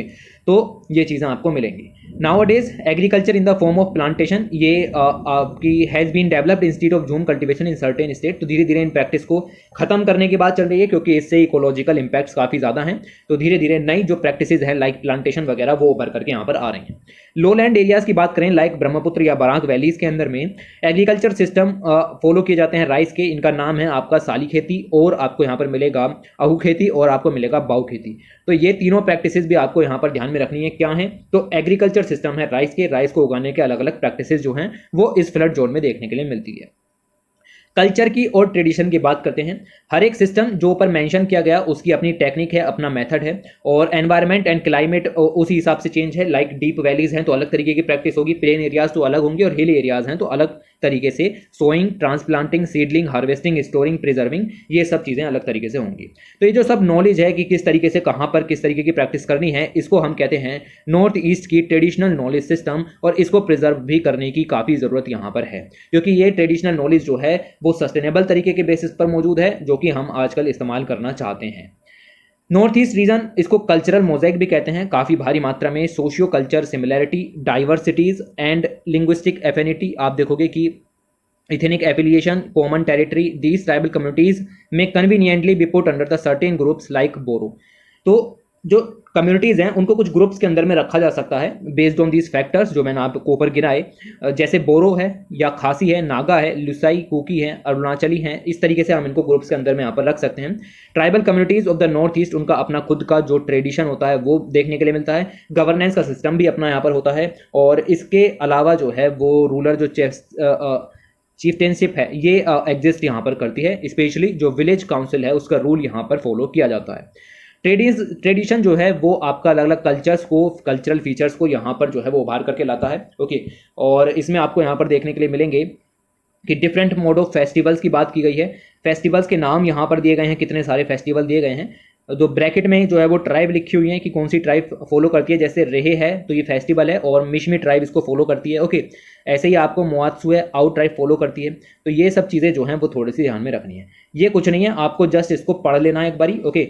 और इसमें आपको 2-3 पॉइंट्स ऐसे भी पूछे जाते हैं कि छपछार कुट, मिमकुट और चीरो, ये निम्नलिखित में से किस चीज़ को रिप्रेजेंट करते हैं, मतलब ये 3 वर्ड दे देगा और किस चीज़ से एसोसिएटेड है ये पूछ लेगा। तो याद रखना कि नॉर्थ ईस्ट में स्पेशली मिजोरम के अंदर जो है वो फेस्टिवल के रूप में ये जो है वो मनाए जाते हैं। तो ये एक सिमिलर टाइप के जो वर्ड होते हैं लाइक कुट कुट लगा हुआ है, तो ये इस तरीके के पूछने के चांसेस बन जाते हैं। तो ये सब फैक्ट है, ठीक है, ये सब फैक्ट है, इसमें कुछ समझाने वाला नहीं है, आपको जस्ट और जस्ट क्वेश्चन का पैटर्न पता होना चाहिए और इनको रटना है। रट सकते हो तो रट लो, वरना हार्डली एक क्वेश्चन निकलेगा, उसके लिए आपको अपना दिमाग भ्रष्ट करने की जरूरत नहीं पड़ेगी।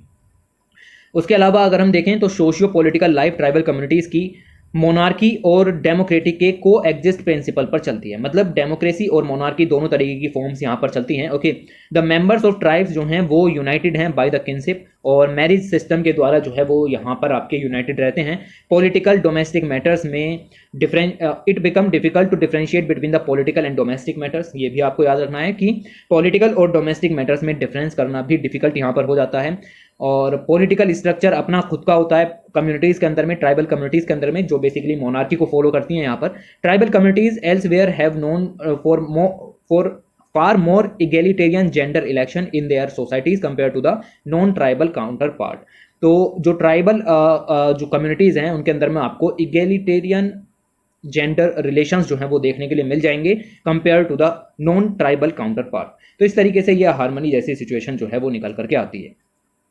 रिसेंट चेंजेस की बात यहाँ पर की जाए तो socio cultural elements tribal community के वो बिल्कुल भी स्टैटिक नहीं है, वो चेंज होते रहते हैं, और ये चेंज जो है उसकी वजह से इनका अपना खुद का जो एनवायरनमेंट है वो भी लगातार चेंज होता रहता है।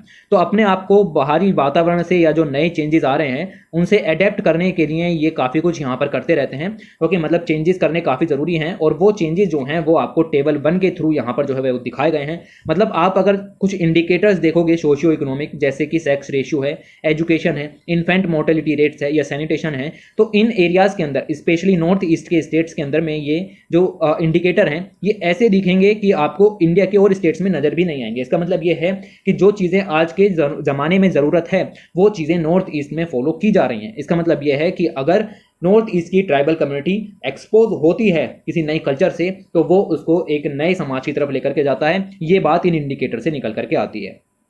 देखो जी ये देखो, ये पूरी टेबल यहाँ पर दी गई है, और इस टेबल के अंदर अगर आप देखेंगे तो अरुणाचल प्रदेश में सेक्स रेशियो 938 है। इंडिया के बहुत सारे स्टेट हैं जिनमें इतना अच्छा सेक्स रेशियो बिल्कुल भी नहीं है। ओके, तो ये दिखाता है कि अरुणाचल प्रदेश जो कि भारी मात्रा में मेजोरिटी स्पेशली ट्राइबल कम्युनिटी है, तो वहाँ पर भी सेक्स रेशियो को वरीयता दी जा रही है। इसका मतलब क्या है कि मॉडर्न जो सिस्टम्स हैं उनको यहाँ पर फॉलो किया जा रहा है।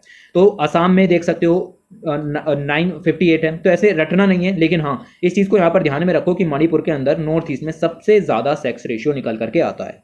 रूरल पॉपुलेशन की बात करें तो सबसे ज़्यादा रूरल पॉपुलेशन आपको असम के अंदर देखने के लिए मिल जाएगी 85.9%। ओके, तो ये याद रखना है। इन्फेंट मोर्टेलिटी रेट की कंडीशन अगर हम देखें 2013 का डाटा है, क्योंकि डाटा इतनी आसानी से उपलब्ध नहीं हो पाता, आपको मैंने बताया। ओके, तो 2013 का डाटा इन्फेंट मोर्टेलिटी रेट्स की बात करें तो आपको यहाँ पर मिलेगी कि देखो अरुणाचल प्रदेश है तो 32% रेशियो यहाँ पर आ रहा है। ओके, तो इस तरीके से ये सब चीज़ें हैं। इस ऐसी सैनिटेशन फैसिलिटी कहाँ पर कितनी सही है, लिटरेसी भी आप देख सकते हो कि कितनी बेहतर है, और यहाँ पर देखो ये लिखा हुआ है 91.33 मिजोरम के अंदर। ओके, तो ये कुछ चीज़ें यहाँ पर उभर करके आती हैं।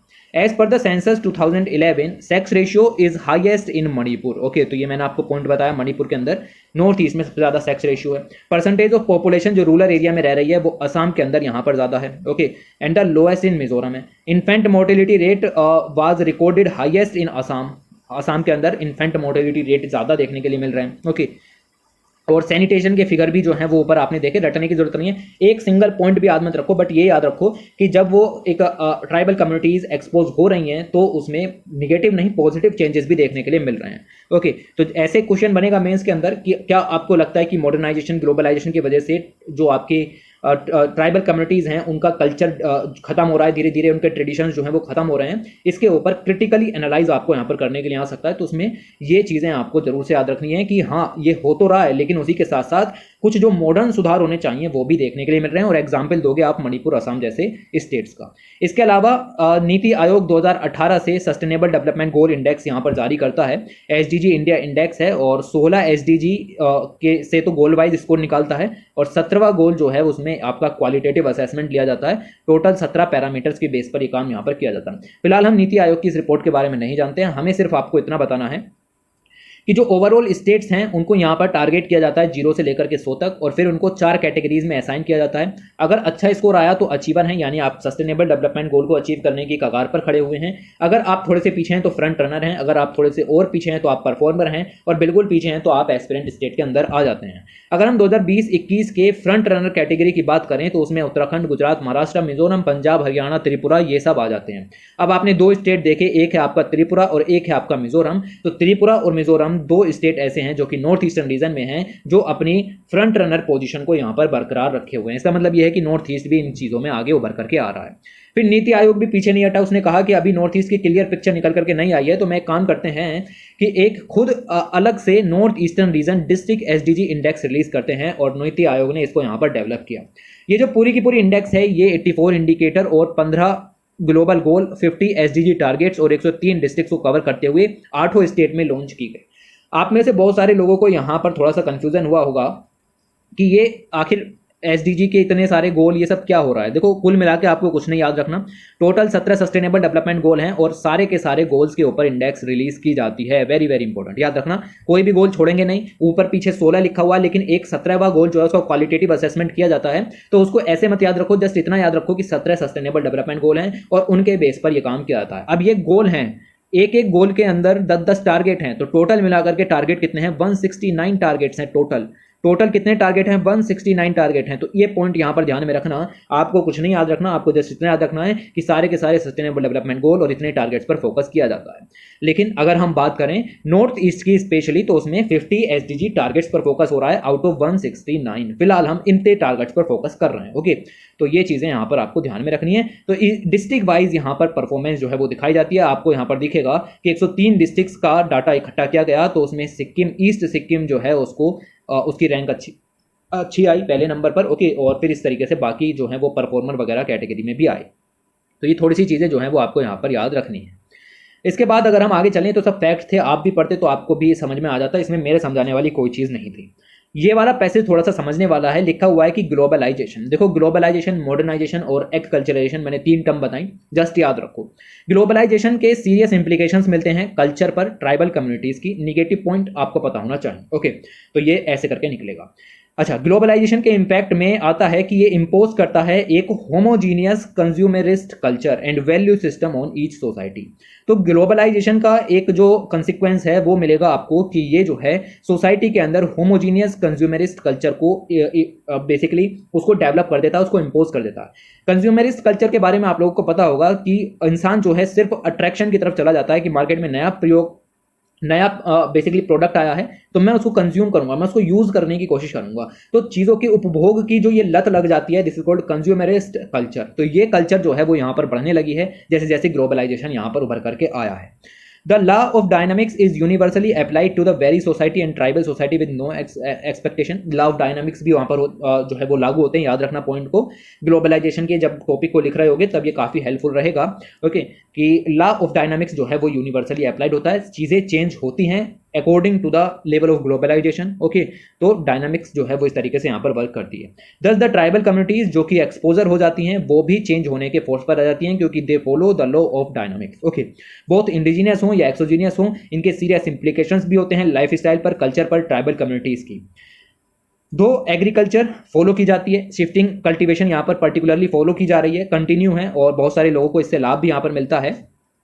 Their means of livelihood tends to change from subsistence agriculture income towards the diversified modern market oriented employment and economy। कहना क्या चाह रहे हैं? कहना ये चाह रहे हैं कि ठीक है, जो नॉर्थ ईस्ट है वहां पर शिफ्टिंग कल्टीवेशन जो है वो फॉलो की जाती है, वहां पर सबसिस्टेंस एग्रीकल्चर प्रैक्टिसेस फॉलो की जाती हैं। सबसिस्टेंस एग्रीकल्चर प्रैक्टिसेस आप ऐसे समझो कि ये अगेंस्ट होती हैं कमर्शियल एग्रीकल्चर प्रैक्टिसेस के। आप कुछ उगाते हो तो उगाने के बाद आप अपने पर्सनल यूज के लिए चीज को रखते हो और बाकी को मार्केट में बेचते हो, लेकिन सब्सिस्टेंस एग्रीकल्चर में ऐसा नहीं होता। आप सिर्फ अपने पर्सनल यूज के लिए उगाते हो, छोटे फील्ड पर उगाते हो, साथ ही साथ जो है वो लेबर भी आपकी जो है वो घर की ही यहाँ पर होती है और जो टूल्स हैं वो भी ज़्यादा डेवलप नहीं होते हैं। ओके, तो प्रिमिटिव टूल्स का इस्तेमाल बेसिकली किया जाता है। तो सबसिस्टेंस एग्रीकल्चर जो यहाँ पर फॉलो की जाती है उससे आप जा सकते हो diversified modern market based employment that is called commercial agriculture, जिससे कि आपकी इनकम भी यहाँ पर बढ़ सकती है। एक तरीके से आप इस तरीके से समझिए। ओके, तो धीरे धीरे ये जो है वो सबसिस्टेंस एग्रीकल्चर से बढ़ रहे हैं। पॉजिटिव पॉइंट है ग्लोबलाइजेशन के इम्पैक्ट का, क्या फायदा होगा? ये फायदा होगा। ठीक है,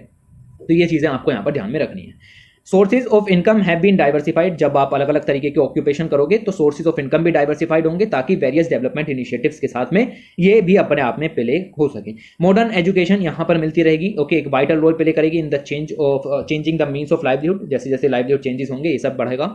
साथ ही साथ पर कैपिटा इनकम यहाँ पर बढ़ेगी, एजुकेशन के लेवल जो है वो भी यहाँ पर बढ़ेंगे, ओके। और above all having no further scope of further details, germination of renouncing statement about the term backward and less developed, ये चीज़ खत्म हो सकती है और ट्राइबल कम्युनिटीज़ जो हैं वो आगे आ सकती हैं, स्पेशली नॉर्थ ईस्ट रीजन जो है वो यहाँ पर डेवलप हो सकता है। तो इस तरीके से आपको जो है वो ये सारी चीज़ें यहाँ पर याद रखनी थी। कुछ पढ़ो ऊपर से, रटो ना रटो, लेकिन ये वाला पूरा पैसेज इंपॉर्टेंट था, ये आपको याद करना ही करना था, ओके।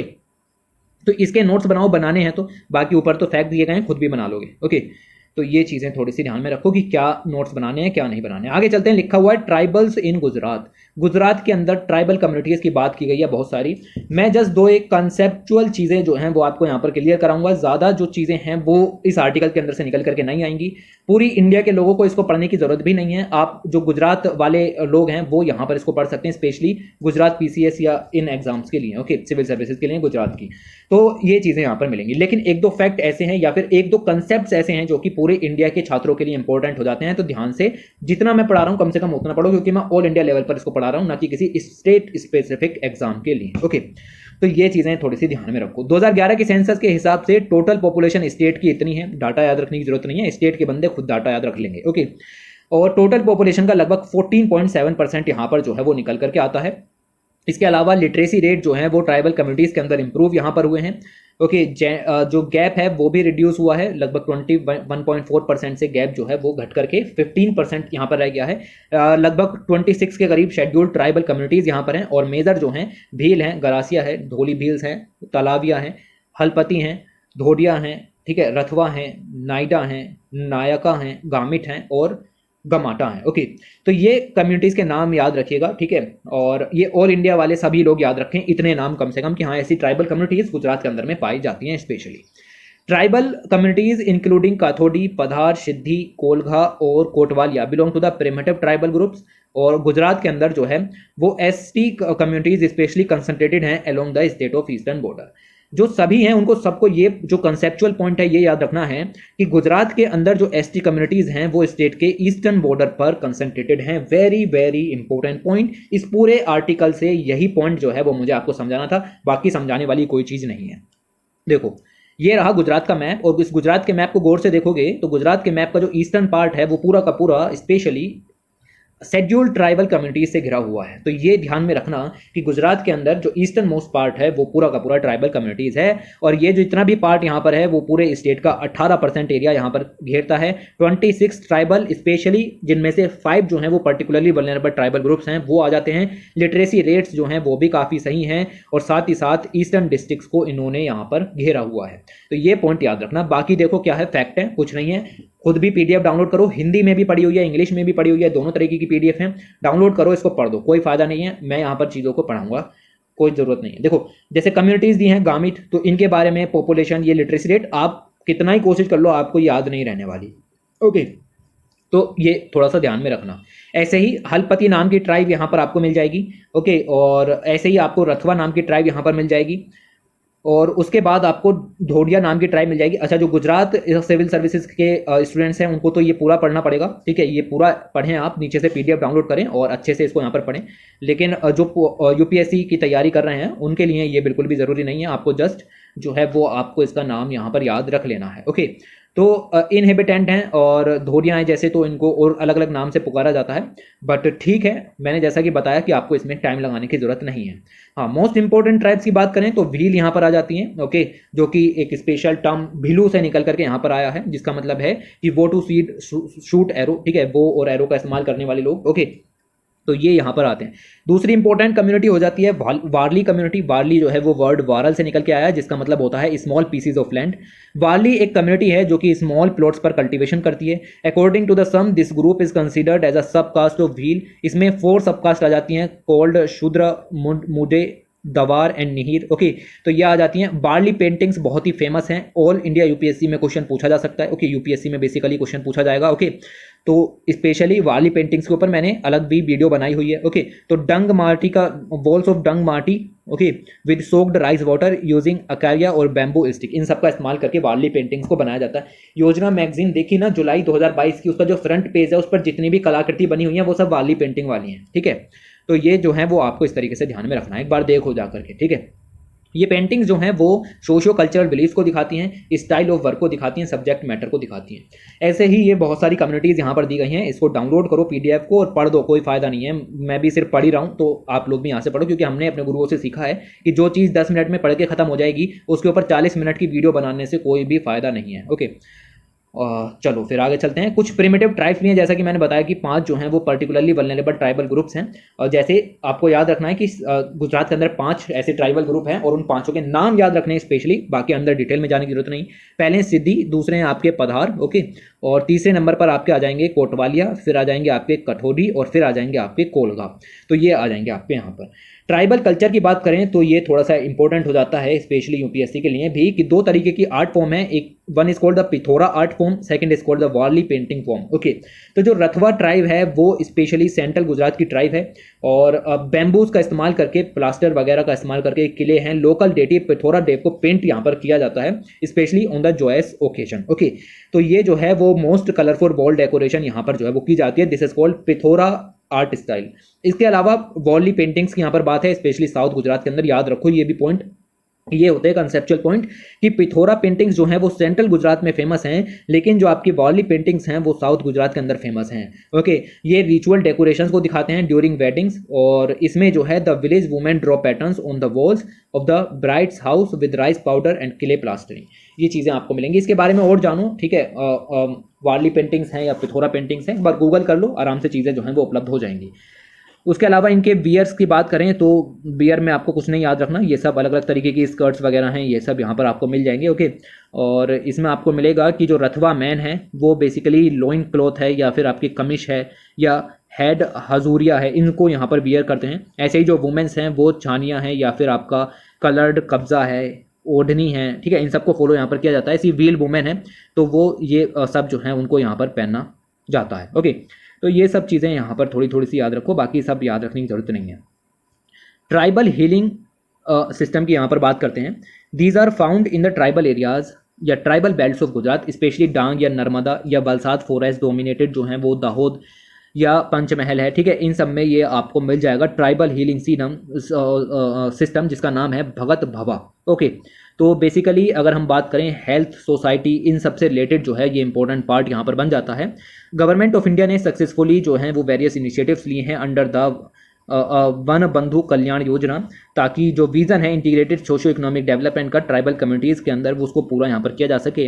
और ये जो योजना है ये फोकस करती है integrated holistic and inclusive development पर ट्राइबल कम्युनिटीज़ का, ताकि उनको घर मिल सकें, उनको पीने के पानी की सुविधा उपलब्ध हो, इरीगेशन की एक्सेस हो, बेसिक फैसिलिटीज़ की सुविधाएँ जो हैं वो यहाँ पर मिल सकें। तो ये कुछ जो छोटी छोटी सी चीज़ें हैं वो आपको यहाँ पर ध्यान में रखनी है। बाकी देखो यूपीएससी में ऐसा कोई क्वेश्चन नहीं निकलेगा कि आप गुजरात के ट्राइबल कम्युनिटीज़ के बारे में क्वेश्चन बताइए। ओके, लेकिन हाँ प्रीलिम्स के अंदर कुछ चांसेस बन सकते थे, लेकिन वो भी जितने पॉइंट्स निकल करके आए वो यहाँ पर याद रखने हैं। जैसे पिथोरा पेंटिंग्स कहाँ की फेमस हैं तो याद रखना सेंट्रल गुजरात की। वारली पेंटिंग्स कहाँ पर फेमस हैं तो साउथ गुजरात की। गुजरात के अंदर जो है वो ट्राइबल कम्युनिटीज़ कहाँ पर डोमिनेटेड हैं तो वो ईस्टर्न पार्ट में डोमिनेटेड हैं। ये कुछ कंसेप्चुअल क्वेश्चन है जिनके ऊपर यूपीएससी ध्यान दे सकता है, अदरवाइज नहीं। उसके बाद लिखा हुआ है songs of freedom, songs of Chhattisgarh, tribal songs of Chhattisgarh. ये आर्टिकल किसी को नहीं पढ़ना, स्पेशली यूपीएससी के छात्रों को तो नहीं पढ़ना। ओके, आप अपने मन के लिए पढ़ सकते हो, ठीक है, अगर आपका मन है तो आप पढ़ सकते हो, वरना एग्जाम पॉइंट ऑफ व्यू से ये किसी काम का नहीं। और यहाँ पर अगर आपका पर्टिकुलर मन कर रहा है तो पीडीएफ डाउनलोड करो और इसको पढ़ो। मैंने पहले ही बताया था शुरू करने से पहले पीडीएफ को कि हम वही चीज़ें पढ़ेंगे जो हमारे काम की हैं, और जो हमारे काम की नहीं है उनको हम यहाँ पर हाथ नहीं लगाएंगे।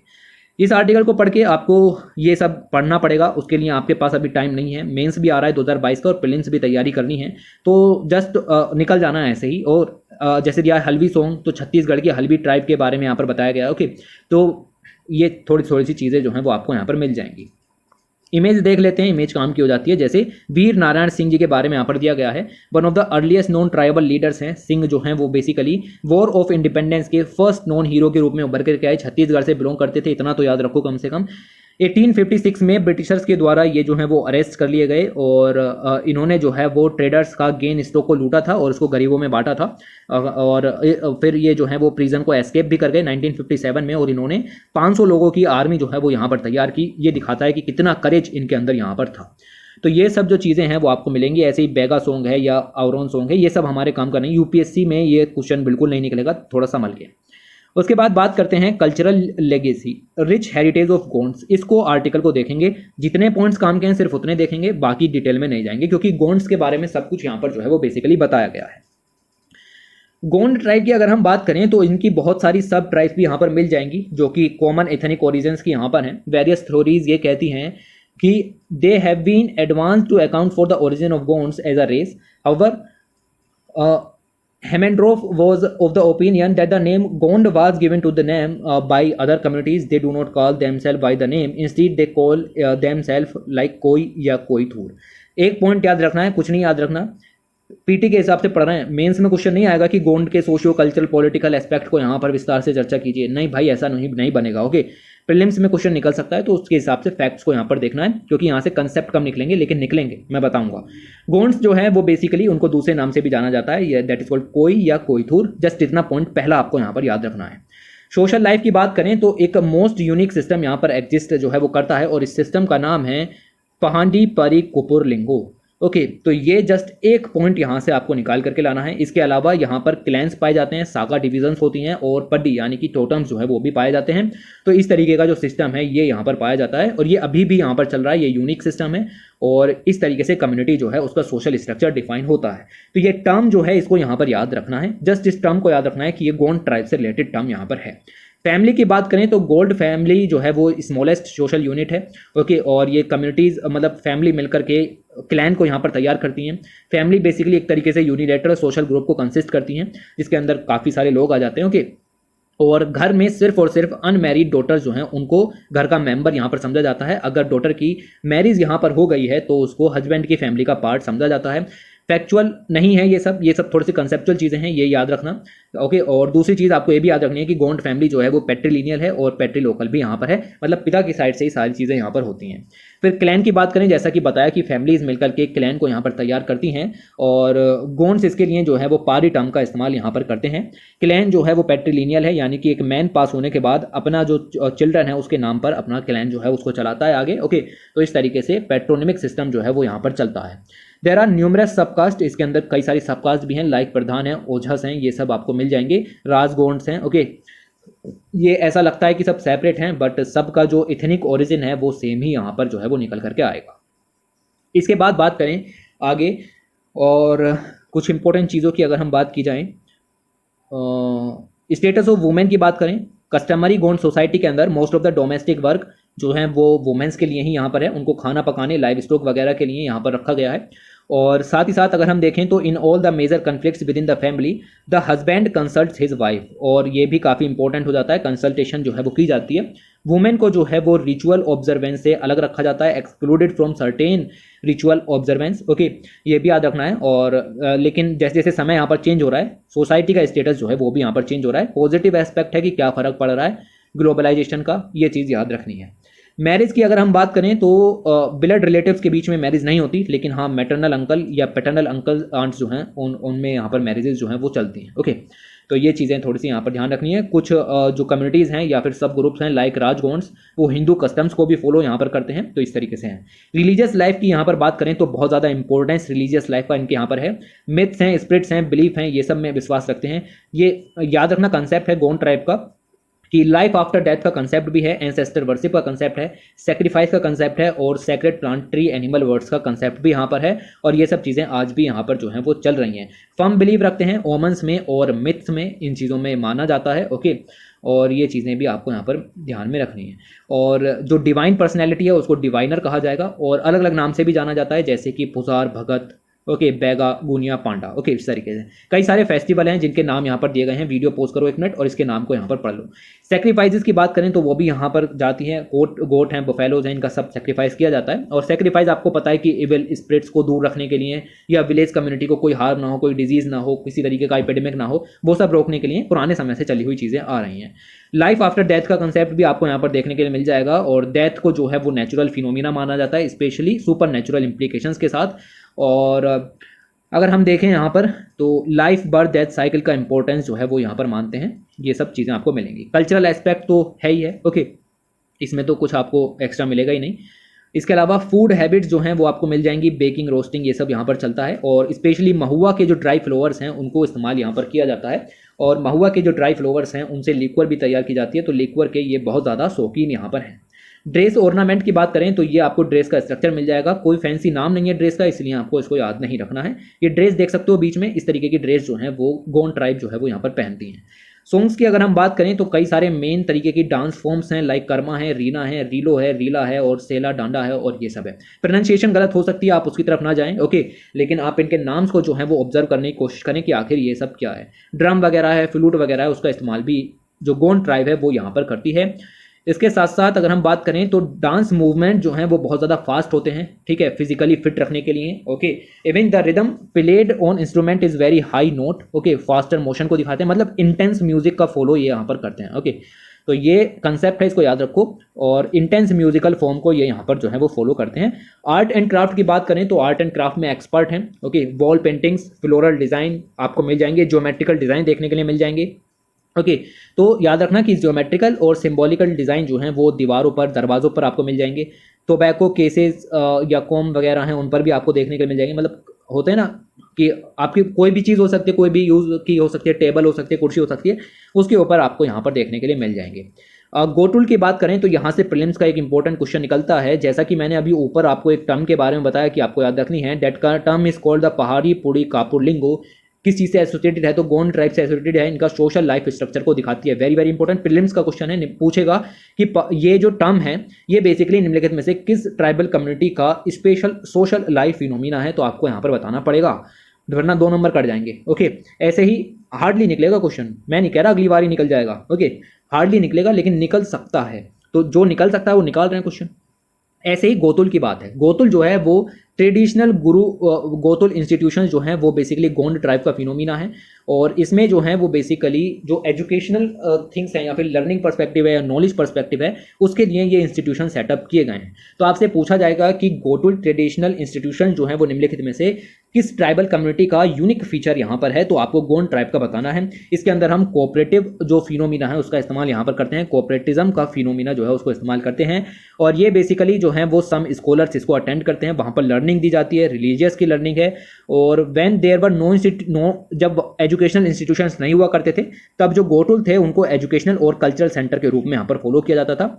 और इसमें जो है वो काफ़ी सारे मेंबर्स यहाँ पर आते हैं, सब स्टोरी शेयर करते हैं, ईडियम्स वगैरह हैं या ये सब जो है वो सब शेयर यहाँ पर किया जाता है। However with time Gokul system जो है वो अपनी ओरिजिनलिटी को यहाँ पर खो रहा है। वेरी वेरी इंपॉर्टेंट पॉइंट, पूरे आर्टिकल का सबसे मोस्ट इंपॉर्टेंट पैसेज था, what is this Gokul system, okay. तो ये आपको यहाँ पर ध्यान में रखना है, बाकी तो चीज़ें ऐसे ही हैं, आपको जस्ट ये तो सब फैक्ट है, ये तो सब आपको रटना है, ये चीज़ हैं जो कि आपको थोड़ी सी ध्यान में रखनी है। गोंडी लैंग्वेज अपनी प्री डेविडियन लैंग्वेज फॉर्म है और इसको यहाँ पर फॉलो किया जाता है, ओके। और अगर हम यहाँ पर बात करें तो सिविलाइजेशन इस तरीके से यहाँ पर चलती है। ये सब कुछ गोंड ट्राइब के बारे में चीज़ें थी जो कि आपको थोड़ी थोड़ी पता होनी चाहिए। तो अगले आर्टिकल की तरफ चलें तो आप देखेंगे लिखा हुआ है ट्राइबल्स इन झारखंड। तो झारखंड के अंदर ट्राइबल्स की बात हो रही है, ओके। और बेसिकली क्या है कि स्टेट के अंदर अलग अलग तरीके के एनालिसिस किए गए और एनालिसिस करके कुछ आंकड़े सामने आए, जिससे कि पता चलता है कि उस पर्टिकुलर इलाके में स्पेशली झारखंड के अंदर सोशियो इकोनॉमिक स्टेटस क्या है, ओके। तो झारखंड की थोड़ी सी हिस्ट्री दी गई है। झारखंड अभी हाल ही में बना हुआ स्टेट है, ओके, और लगभग 20 साल के करीब यहाँ पर हुए हैं। और बेसिकली झारखंड को कहा जाता है लैंड ऑफ द छोटा नागपुर प्लेटू, आप जानते हैं। ओके, इसका जो मेंशन है झारखंड का, ये आपके संस्कृत स्क्रिप्चर्स के अंदर भी देखने के लिए मिल जाएगा इंडिया के अंदर। वहाँ पर एक श्लोक है, श्लोक पूरा दिया हुआ है, श्लोक को पढ़ने की याद रखने की जरूरत नहीं है, लेकिन इस पूरे श्लोक के अंदर झारखंड विद्यते का नाम जो है वो यहाँ पर दिया गया है। इस पूरे श्लोक का मतलब ये है कि झारखंड एक ऐसी जगह है जहाँ पर लोग जो हैं वो मेटल के वेसल्स में पीते हैं, साल के पत्तों में जो है वो बेसिकली खाते हैं। ओके, और साथ ही साथ जो है वो डेट पाम लीव्स पर जो है वो सोते हैं। ओके, तो ऐसे सब मेंशन जो हैं वो यहाँ पर किए गए हैं। झारखंड जो है वो अबुल फजल की आइन अकबरी में भी जो है वो शो किया गया है। ओके, उसमें भी इसका मेंशन यहाँ पर है। और मध्य प्रदेश बिहार के बीच के जो रीजन है उसको झारखंड का नाम जो है वो यहाँ पर दिया गया है। ओके, और ब्रिटिशर्स जो हैं उन्होंने भी झारखंड टर्म को यहाँ पर यूज़ किया है, तो ये वोकेबुलरी वगैरह सब यहाँ पर इस्तेमाल पहले से ही की जा रही थी। अब अगर झारखंड की बात करें, आर्टिकल को थोड़ा सा लिमिटेड सेंस में ही पढ़ना है, और जूम करता हूँ मैं यहाँ पर। देखोगे पता है झारखंड आपको कि मिनरल रिच प्लेटू यहाँ पर है, ठीक है, आपको मिनरल मिल जाएंगे। ओके, ट्राइबल पॉपुलेशन रहती है, लाइक संथाल हैं, होस हैं, खारीज हैं, इसी तरीके से मुंडाज हैं, औरांस हैं, ये सारे ग्रुप्स आपको यहाँ पर मिल जाएंगे। इसके अलावा अगर हम देखें तो इनका जो ओरिजिन है बेसिकली प्रोटो ऑस्ट्रेलाइट बताया जाता है या फिर प्री ड्रेविडियन इरा है। साथ ही साथ अगर हम देखें तो संथाल सोसाइटी जो कि यहाँ से उठाई गई है, ये मोस्ट प्रिमिटिव कास्ट सिस्टम है। ओके, जितनी भी ओल्डेस्ट ट्राइब हैं उनमें से मोस्ट प्रिमिटिव कास्ट सिस्टम नकल करके आएगा। संथाल तो अपने आप में पूरा एक विद्रोह भी यहाँ पर था। ओके, तो उन सब चीज़ों की बातें भी यहाँ पर की जाती हैं। इसके अलावा ये one of the largest tribal groups भी है इंडिया के अंदर। वैदिक लिटरेचर में कई सारे ऐसे जो एग्रीकल्चर रिलेटेड इक्विपमेंट्स हैं, लाइक लांगाला है या पिलो हल है या फिर कुदाल है, ओके, स्पेड जिसको कहते हैं, इन सब का इटाइमोलॉजिकल ओरिजिन जो है वो मुंडा ट्राइब से निकल करके आता है, जो कि स्पेशली एग्रीकल्चर ट्राइबल ग्रुप है। कल्चरली, इकोनॉमिकली ये सब सोसाइटीज़ जो हैं वो वेरी करती रहती हैं। अलग अलग प्रैक्टिस, अलग अलग रिचुअल्स, अलग अलग नॉलेज इनकी जो है वो बेनिफिट करती हैं मैनकाइंड को। और BS गुहा जी के हिसाब से अगर हम माने तो एक टर्म निकल के आती है डेट इज कॉल्ड निसादिक। ओके, तो निसादिक जो टर्म है वो इन ट्राइबल ग्रुप्स के लिए ही डिसाइड की गई है। इनके हिसाब से the term was given to the aboriginal group. Okay, term जो है वो एबोरिजिनल ग्रुप्स को वहाँ पर दी गई थी बाय वैदिक आर्यंस। ओके, और संस्कृत टर्म है निषादा।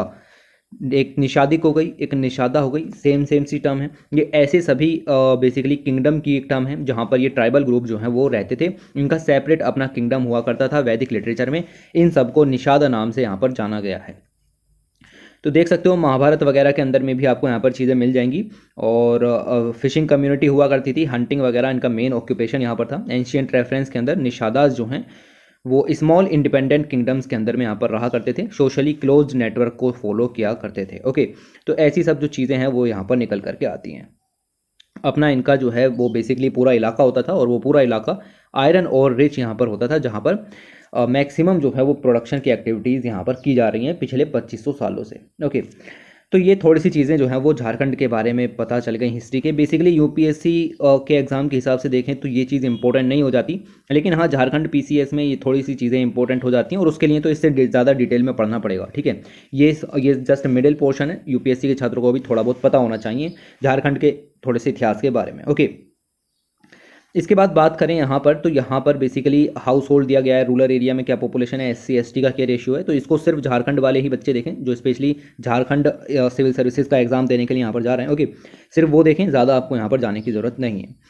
बात कर लेते हैं, थोड़ा सा जल्दी निकलने की कोशिश करेंगे आर्टिकल से, क्योंकि सिर्फ झारखंड के ऊपर टिक करके नहीं रह सकते, पूरे इंडिया का सिनेरियो हमें देखना है, और आगे आर्टिकल काफ़ी अच्छे भी हैं। सेक्टर वाइज बात करें तो एक गैप एनालिसिस यहाँ पर किया गया, और अलग अलग सेक्टर के अंदर नापा गया कि बेसिक एमिनिटीज़ झारखंड के अंदर कैसी हैं और नेशनल एवरेज में कैसी हैं। जैसे एग्रीकल्चर के अंदर क्राइटेरिया देखा गया एग्रीकल्चर का, और उसमें भी देखा गया कि कहाँ पर गवर्नमेंट सीड सेंटर ज़्यादा हैं। तो पता चला कि पूरे नेशन का एवरेज है 16.8, लेकिन झारखंड का एवरेज आ रहा है 17.78, यानी कि एवरेज जो है वो एवव नज़र आ रहा है। इसका मतलब ये है कि झारखंड के अंदर गवर्नमेंट सीड सेंटर्स ज़्यादा हैं। ओके, मतलब वहाँ पर सुविधा ज़्यादा देखने के लिए मिल रही है। ऐसे ही ग्रेन स्टोरेज देखें तो वो भी आपको यहाँ पर ज़्यादा नज़र आ जाएंगे। तो कुछ क्षेत्रों में ये एवव एवरेज है, कुछ क्षेत्रों में ये बिलो एवरेज भी यहाँ पर है, जैसे फर्टिलाइजर शॉप्स थोड़ी सी कम है ओके नेशनल एवरेज की तुलना में। तो ऐसी सब चीज़ें जो है वो निकल करके आती हैं। एक भी पॉइंट याद रखने की जरूरत नहीं है, पहले बता रहा हूँ, ये तो मैगजीन में दिया है तो फिर यहाँ पर आपको देखने के लिए मिल जाएगा। ओके, उसके बाद बात करें तो ये सब मिशन अंत्योदय के अंदर सर्वेज जो हैं वो कंडक्ट किए गए, जिसके द्वारा गैप एनालिसिस किया गया कि विलेज के अंदर क्या क्या सर्विसेज हैं या फैसिलिटीज़ हैं स्पेशली झारखंड के अंदर। ओके, तो उन सब के अंदर ये सब पैरामीटर्स के बेस पर काम किया गया जो मैंने ऊपर गिनाए। मैंने बताया आपको इसमें जाने की ज़रूरत नहीं है। कुल मिला के यही एनालिसिस निकला कि जो झारखंड के विलेजेस हैं वो एवव द नेशनल एवरेज निकल करके आ रहे हैं कई सारी सर्विसेज में, एमिनिटीज़ में, फैसिलिटीज़ में। ओके, तो कई सारी चीज़ों में एवव एवरेज हैं, कई सारी चीज़ों में बिलो एवरेज हैं। तो कुल मिला के ओवरऑल डेवलपमेंट हो रहा है। बाकी सरकार जो अलग अलग तरीके की स्कीम्स हैं उनके ज़रिए मदद कर रही है। ओके, तो जस्ट इतना यहाँ पर याद रखना था, बाकी इससे ज़्यादा आपको इसके अंदर पढ़ने की ज़रूरत नहीं थी। उसके बाद बात करते हैं ये इस पूरी मैगजीन का सबसे सही आर्टिकल है। ओके, और ये बेसिकली आपका सेंटर की जो स्कीम्स हैं वेलफेयर के लिए शेड्यूल्ड ट्राइब्स की, उनके ऊपर फोकस करता है कि सेंटर आखिर कौन कौन सी असिस्टेंस जो है वो प्रोवाइड यहाँ पर करता है। गवर्नमेंट इंडिया बहुत सारी स्कीम्स यहाँ पर चलती हैं, बहुत सारे पॉलिसी मेजर्स चलते हैं जिससे कि वेलफेयर किया जाता है बैकवर्ड कम्युनिटीज़ का, including the ST community. Okay, state government भी सिमिलर फैशन में यहाँ पर वर्क करती हैं, अपने रिसोर्सेज अपने को बेसिकली सेंट्रल गवर्नमेंट के साथ कोलेब्रेशन करके जो बैकवर्ड कम्युनिटीज़ हैं उनकी वेलफेयर के लिए वर्क करती हैं। The government presently make the bulk of its contribution for ST welfare through the scheduled tribe component. Presently आपको ये पॉइंट यहाँ पर ध्यान में रखना है कि जितना भी वेलफेयर वर्क जो है वो सरकार के द्वारा किया जाता है वो शेड्यूल्ड ट्राइबल कंपोनेंट यानी कि एसटीसी के द्वारा यहाँ पर किया जाता है। एसटीसी के अंदर बहुत सारी मिनिस्ट्रीज एक्सक्लूसिव फंड्स जो हैं वो प्रोवाइड कराती हैं एसटीज के कम्युनिटीज़ के लिए, किसी एक मिनिस्ट्री के द्वारा ऑन ये नहीं है। ओके, शेड्यूल्ड ट्राइब कंपोनेंट, इसको आप development action plan for STs भी कहते हो, तो ये चीज़ आपको यहाँ पर ध्यान में रखनी है। 2017-18 से पहले जितने भी सेंट्रल गवर्नमेंट के फंड जो हैं वो मिनिस्ट्रीज डिपार्टमेंट के द्वारा दिए जाते थे उन सबको ट्राइबल सब प्लान के अंदर में यहाँ पर रखा जाता था। Tribal sub plan criteria basically अगर आप देखें तो टास्क फोर्स 2010 में बनी थी, उसके द्वारा एक क्राइटेरिया सब डिफाइन किया गया और उसके हिसाब से जो फंड हैं वो इस सब प्लान के अंदर में यहाँ पर रखे जाते थे। ओके, तो ये जो फंड हैं ये आपको देखने के लिए मिलेगा। The year marking of fund was differential and against the plan outlay of the ministerial department. कभी कभी ये दिक्कत नज़र आती थी।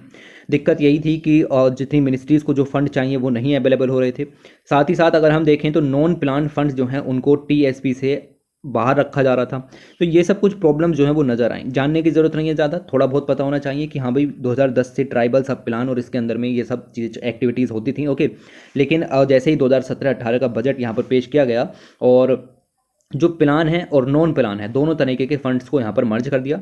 मर्ज करने के बाद जो टीएसपी है उन सभी का नाम बदल करके कर दिया गया development action plan for STs, या उसको कहा जाता है scheduled tribal component. Okay, STC.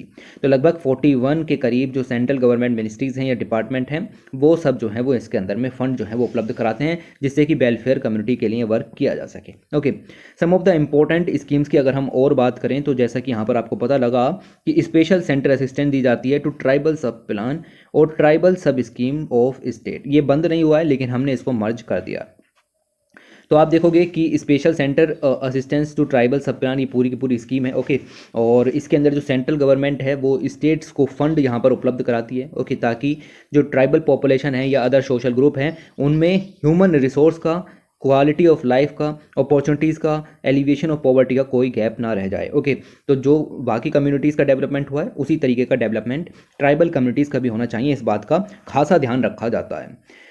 Grant in aid दी जाती हैं आर्टिकल 275A के अंदर में। आपको पता है कि फाइनेंस कमीशन भी काफ़ी सारी ग्रांट्स जो है वो यहाँ पर उपलब्ध कराता रहता है। ओके, जैसे 15th फाइनेंस कमीशन है तो रूरल बॉडीज़ के लिए ग्रांट्स अलग होती हैं, अर्बन बॉडीज़ के लिए ग्रांट्स अलग होती हैं और ये सब जो है वो चार्ज होती हैं on consolidated fund of India. तो उसके जरिए ये उपलब्ध यहाँ पर कराया जाता है और वो पैसा एसटीज़ के वेलफेयर के लिए यहाँ पर जो है वो खर्च किया जाता है। ओके, तो एरिया जो हैं वो इस तरीके से यहाँ पर डिफाइन किए जाते हैं और एडिटिव ग्रांट्स भी यहाँ पर जो है वो उपलब्ध कराई जाती हैं। उसके अलावा स्कॉलरशिप और फेलोशिप स्कीम्स भी सरकार की यहाँ पर चल रही हैं सेंट्रल गवर्नमेंट की, और कई सारे जो बेसिकली अगर हम देखें तो एजुकेशन के लेवल हैं जैसे प्री मैट्रिक है या पोस्ट मैट्रिक है, उन सभी लेवल पर जो स्कॉलरशिप है वो उपलब्ध यहाँ पर कराई जाती है। सिमिलरली एक स्कॉलरशिप स्कीम जिसका नाम है टॉप क्लास एजुकेशन, वो स्कीम भी आपकी स्कॉलरशिप प्रोवाइड कराने के लिए यहाँ पर चलाई जा रही है। स्पेशल फंड भी तैयार किया गया है जो पर्टिकुलरली वल्नरेबल ट्राइबल ग्रुप हैं उनके लिए। Particularly vulnerable tribal group basically वे ऐसे ग्रुप होते हैं जो कि टेक्नोलॉजिकल एडवांसमेंट उनका अभी तक नहीं हुआ है, उनकी पॉपुलेशन भी डिक्लाइन हो रही है, साथ ही साथ पॉवर्टी के जो बेसिकली पॉवर्टी है वो भी ज़्यादा है, उसके अलावा लिटरेसी भी यहाँ पर नहीं है और सब्सिस्टेंस इकोनॉमी को यहाँ पर फॉलो कर रहे हैं। तो ऐसे सभी जो ग्रुप्स हैं वो इन एरियाज़ में यहाँ पर जो है वो बेसिकली आ जाते हैं। ओके, तो पीवीटीजीज जो हैं अब तक लगभग 75 के करीब पर्टिकुलरली वल्नरेबल ट्राइबल ग्रुप्स हैं आइडेंटिफाई किए गए हैं गवर्नमेंट ऑफ इंडिया के द्वारा, और लगभग 18 स्टेट्स में ये सब फैले हुए हैं। इन सब के प्रोटेक्शन के लिए और इम्प्रूवमेंट के लिए, सोशल इंडिकेटर के लिए जो वर्क है, फंड है, वो यहाँ पर उपलब्ध कराया जाता है।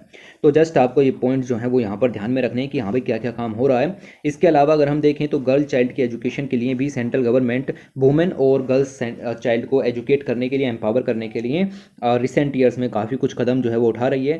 तो कोई खास स्कीम तो नहीं दी गई है, लेकिन फंड्स वगैरह जो हैं वो सब उपलब्ध कराए जाते हैं। इसके अलावा आप देखोगे कि national scheduled tribe finance and development corporation के नाम से एक public sector undertaking ministry of tribal affairs के अंदर में यहाँ पर बनी हुई है, और ये जो एसटी पर्सन्स होते हैं उनको कंसेशनल लोन अवेलेबल यहाँ पर कराती है ताकि वो सेल्फ एम्प्लॉयड हो सकें। Very very important. ओके, तो ट्राइबल लोगों के लिए, जो ट्राइबल कम्युनिटी है उनके लिए ये जो कंसेशनल लोन प्रोवाइड कराने का काम है, ये वाली public sector undertaking that is called national scheduled tribes finance and development corporation करती है। गवर्नमेंट ऑफ इंडिया ने जो ट्राइबल पॉपुलेशन है उनको एजुकेट करने के लिए कई सारे कदम और भी उठाए हैं, जैसे कि आप देख सकते हो कि centre is giving much emphasis on the development of Eklavya model residential school. Very very important. Okay, याद रखना है। तो जो एकलव्य मॉडल रेसिडेंशियल स्कूल हैं, स्पेशली ट्राइबल चिल्ड्रंस में एजुकेशन का जो गैप यहाँ पर रह गया है compare to the other communities, उसको फिल करने के लिए ये रेसिडेंशियल स्कूल जो हैं वो तैयार यहाँ पर किए गए हैं। फर्दर अगर हम देखें तो फ्रीडम फाइटर थे, जो कि ट्राइबल फ्रीडम फाइटर थे, उनको कंट्रीब्यूशन, उनके सेक्रीफाइस को सेलिब्रेट करने के लिए, याद करने के लिए, बरकरार रखने के लिए 15 नवंबर को जनजातीय गौरव दिवस के रूप में यहाँ पर बनाया जाएगा, और 15 नवंबर को होती है birth anniversary of tribal leader Birsa Munda, और ये दिखाएगा कि फ्रीडम फाइटर्स जो कि ट्राइबल्स थे उन्होंने कितनी ब्रेवरी यानी कि बहादुरी जो है वो स्वतंत्रता संग्राम में यहाँ पर दिखाई। उनका संघर्ष हम यहाँ पर बिल्कुल भूल नहीं सकते। Understanding the rights of tribals on forest produce, साथ ही साथ जो माइनर फॉरेस्ट प्रोड्यूस होते हैं, specially minor forest produce that is called MFP। Minor forest produce की अगर हम बात करें तो आपके पता है कि आपको 2006 का जो शेड्यूल्ड ट्राइब्स एक्ट है उसके द्वारा ये सब गवर्न किए जाते हैं। तो understanding the rights of tribals on forest produce, government of India ने रिसेंटली एग्रो या फॉरेस्ट या natural resources based micro industries development करने की बात की है। वेरी वेरी इंपॉर्टेंट, याद रखना। ये जो है माइक्रो इंडस्ट्रीज़, ये बेसिकली इसी चीज़ के ऊपर यहाँ पर होंगी कि इन पर अधिकार होगा ट्राइबल कम्युनिटीज़ का, और अधिकार तो होगा लेकिन ये जो आप एग्रो या फॉरेस्ट या नेचुरल रिसोर्सेज लेकर के आएंगे उन पर भी आपका अधिकार होगा। तो फॉरेस्ट वगैरह से इनको माइनर फॉरेस्ट प्रोड्यूस मिलेंगे, जैसा कि यहाँ पर टर्म लिखी हुई है। ओके, इसकी पूरी मार्केटिंग है, इसकी पूरी मैकेनिज्म है, वो सब कैसे की जाए उसके लिए भी सरकार जो है वो वहाँ पर वर्क कर रही है। जब सरकार कहते हैं तो ट्राइबल कम्युनिटीज़, जो ट्राइबल मिनिस्ट्री है उसका नाम यहाँ पर याद रखा करो। तो वैल्यू चेन बेसिकली डेवलप करना है। लाइक आप एग्जांपल ले सकते हो शहद का। ओके, शहद का एग्जांपल ले सकते हो। शहद भी एक तरीके से माइनर फॉरेस्ट प्रोड्यूस में आ जाता है। ओके, और वो आपको पता है कि फॉरेस्ट से यहाँ पर आएगा, और फॉरेस्ट से आकर के जब उसकी प्रोसेसिंग वगैरह यहाँ पर की जाएगी तो प्रोसेसिंग के बाद जो चीज़ें यहाँ पर सरकार उसमें मदद करेगी। तो MSP के थ्रू जो है वो आपका वन धन विकास कार्यक्रम भी यहाँ पर चलाया जा रहा है, जिसमें जो ट्राइबल्स हैं उनको मार्केटिंग कैसे करनी है उसके बारे में ट्रेनिंग वगैरह जो है वो यहाँ पर उपलब्ध कराई जाएंगी, ताकि वैल्यू चेन का जो डेवलपमेंट है वो पूरी तरीके से यहाँ पर हो सके। तो ये सब जो काम हैं वो यहाँ पर किए जा रहे हैं। कुछ स्टेट गवर्नमेंट कर रही हैं, कुछ सेंट्रल गवर्नमेंट कर रही हैं। आपको बस मेन मोटिव याद रखना है कि हाँ, हमें हर फील्ड में इनको लेकर के आना है। इसके बाद आगे बात करें, लिखा हुआ है sports in tribal dominated area. Tribal dominated area में कुछ स्पोर्ट्स की बात की गई है।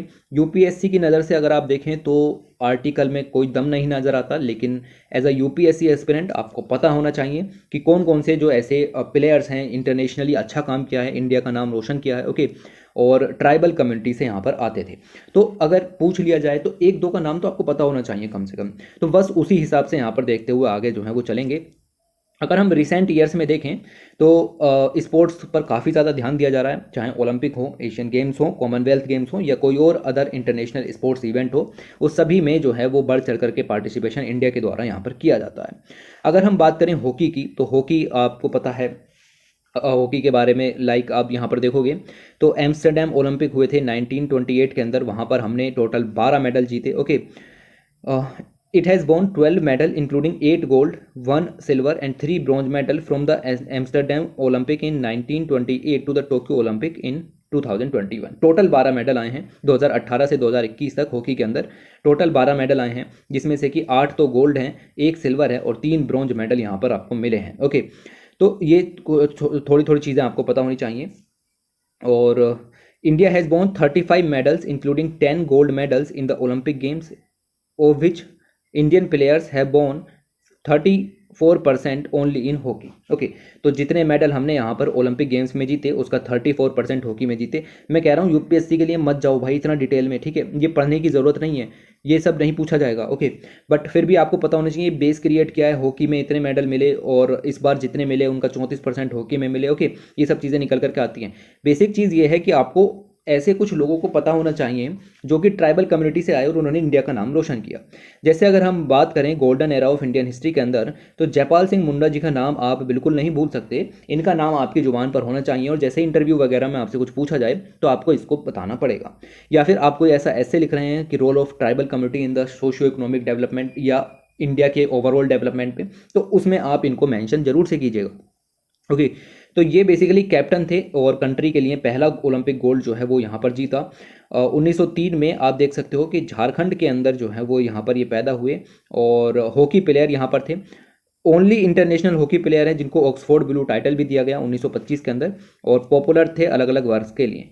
साथ ही साथ इन्होंने जितना भी काम किया वो ट्राइबल पीपल्स के वेलफेयर के लिए यहाँ पर जो है वो वर्क किया। इतना पॉइंट आपको यहाँ पर ध्यान में रखना है। 1970 में इनकी डेथ यहाँ पर हुई थी। ऐसे ही आपको पता लगेगा कि 52 years after the Amsterdam Olympic जब यहाँ पर हुए, तो 1980 के मॉस्को ओलंपिक गेम्स इवेंट के अंदर में एक इंपॉर्टेंट मेंबर और निकल के आए, that is called Sylvanus Dung. Okay, ये बेसिकली सिमगेडा डिस्ट्रिक्ट से यहाँ पर पढ़ते थे, झारखंड की। और झारखंड की ये डिस्ट्रिक्ट जो है वो ट्राइबल डोमिनेटेड एरिया है और यहाँ पर आपको इनका नाम भी ध्यान में रख लेना है। ओके, बाकी डिटेल में मत जाओ, मान जाओ। ओके, तो ये सब चीज़ें यहाँ पर हैं। इसी तरीके से कुछ आपको यहाँ पर मिलेगा कि जो आपकी सिमगेड़ा डिस्ट्रिक्ट है ना, ये वाली, ओके, जो जहाँ से अभी मैंने बताया झारखंड के अंदर में, इसको अब नर्सरी ऑफ हॉकी कहा जाने लगा है, क्योंकि यहाँ से बहुत सारे हॉकी के प्लेयर्स जो हैं वो निकल करके आए हैं। तो अब इसको नर्सरी ऑफ हॉकी कहा जाने लगा है। तो यहाँ पर state of the art facilities का डेवलपमेंट होने लगा है, हॉकी की ट्रेनिंग दी जाने लगी है। डिस्ट्रिक्ट में अंदर ही जो कि ट्राइबल डोमिनेटेड एरियाज़ हैं वहाँ पर हॉकी से रिलेटेड जो सुविधाएँ हैं वो उपलब्ध हो चुकी हैं, ताकि ज़्यादा से ज़्यादा जो बेसिकली स्टूडेंट हैं या फिर लोग हैं वो हॉकी को यहाँ पर अपना प्रोफेशन एज अ चूज़ करें और उनको किसी तरीके की दिक्कत ना आए, और जो बेसिकली इंडिया का नाम है वो यहाँ पर रोशन करें। ओके, तो ऐसा सब चीज़ें यहाँ पर मिल जाएगा। ऐसे ही टोक्यो ओलंपिक्स के अंदर दो बेसिकली जो प्लेयर हैं उनका नाम दिया गया है, एक है आपका सलीमा टेटे और दूसरा है आपका निक्की प्रधान। ओके, तो इन दोनों का इमेज भी यहाँ पर दिया गया है, आप देख सकते हैं। ओके, ये रहे। ओके, तो नाम याद रखो। ओके, और ये थोड़ी सी ज़रूरी हो जाती हैं चीज़ें। आर्चरी की बात करें तो सिर्फ हॉकी में ही नहीं, आर्चरी के अंदर में भी गोरा हो। ओके, तो ये बेसिकली एक ट्राइबल डोमिनेटेड एरिया से आर्चर आते हैं, इनको गोल्डन बॉय के नाम से यहाँ पर जाना जाता है, और इन्होंने भी जो है वो काफ़ी अच्छा वर्क जो है वो पहले ही यहाँ पर किया है। इसके अलावा दीपिका कुमारी जी की बात करें तो दीपिका कुमारी जो हैं वो वन सच प्लेयर हैं जो कि वर्ल्ड की नंबर 1 आर्चर के रूप में भर करके आई। अर्जुन अवार्ड मिला हुआ है, पद्मश्री मिला हुआ है, और लंदन 2012, रियो 2016, टोक्यो 2021 के ओलंपिक गेम्स में इंडिया को इन्होंने जो है वो रिप्रेजेंट भी यहाँ पर किया।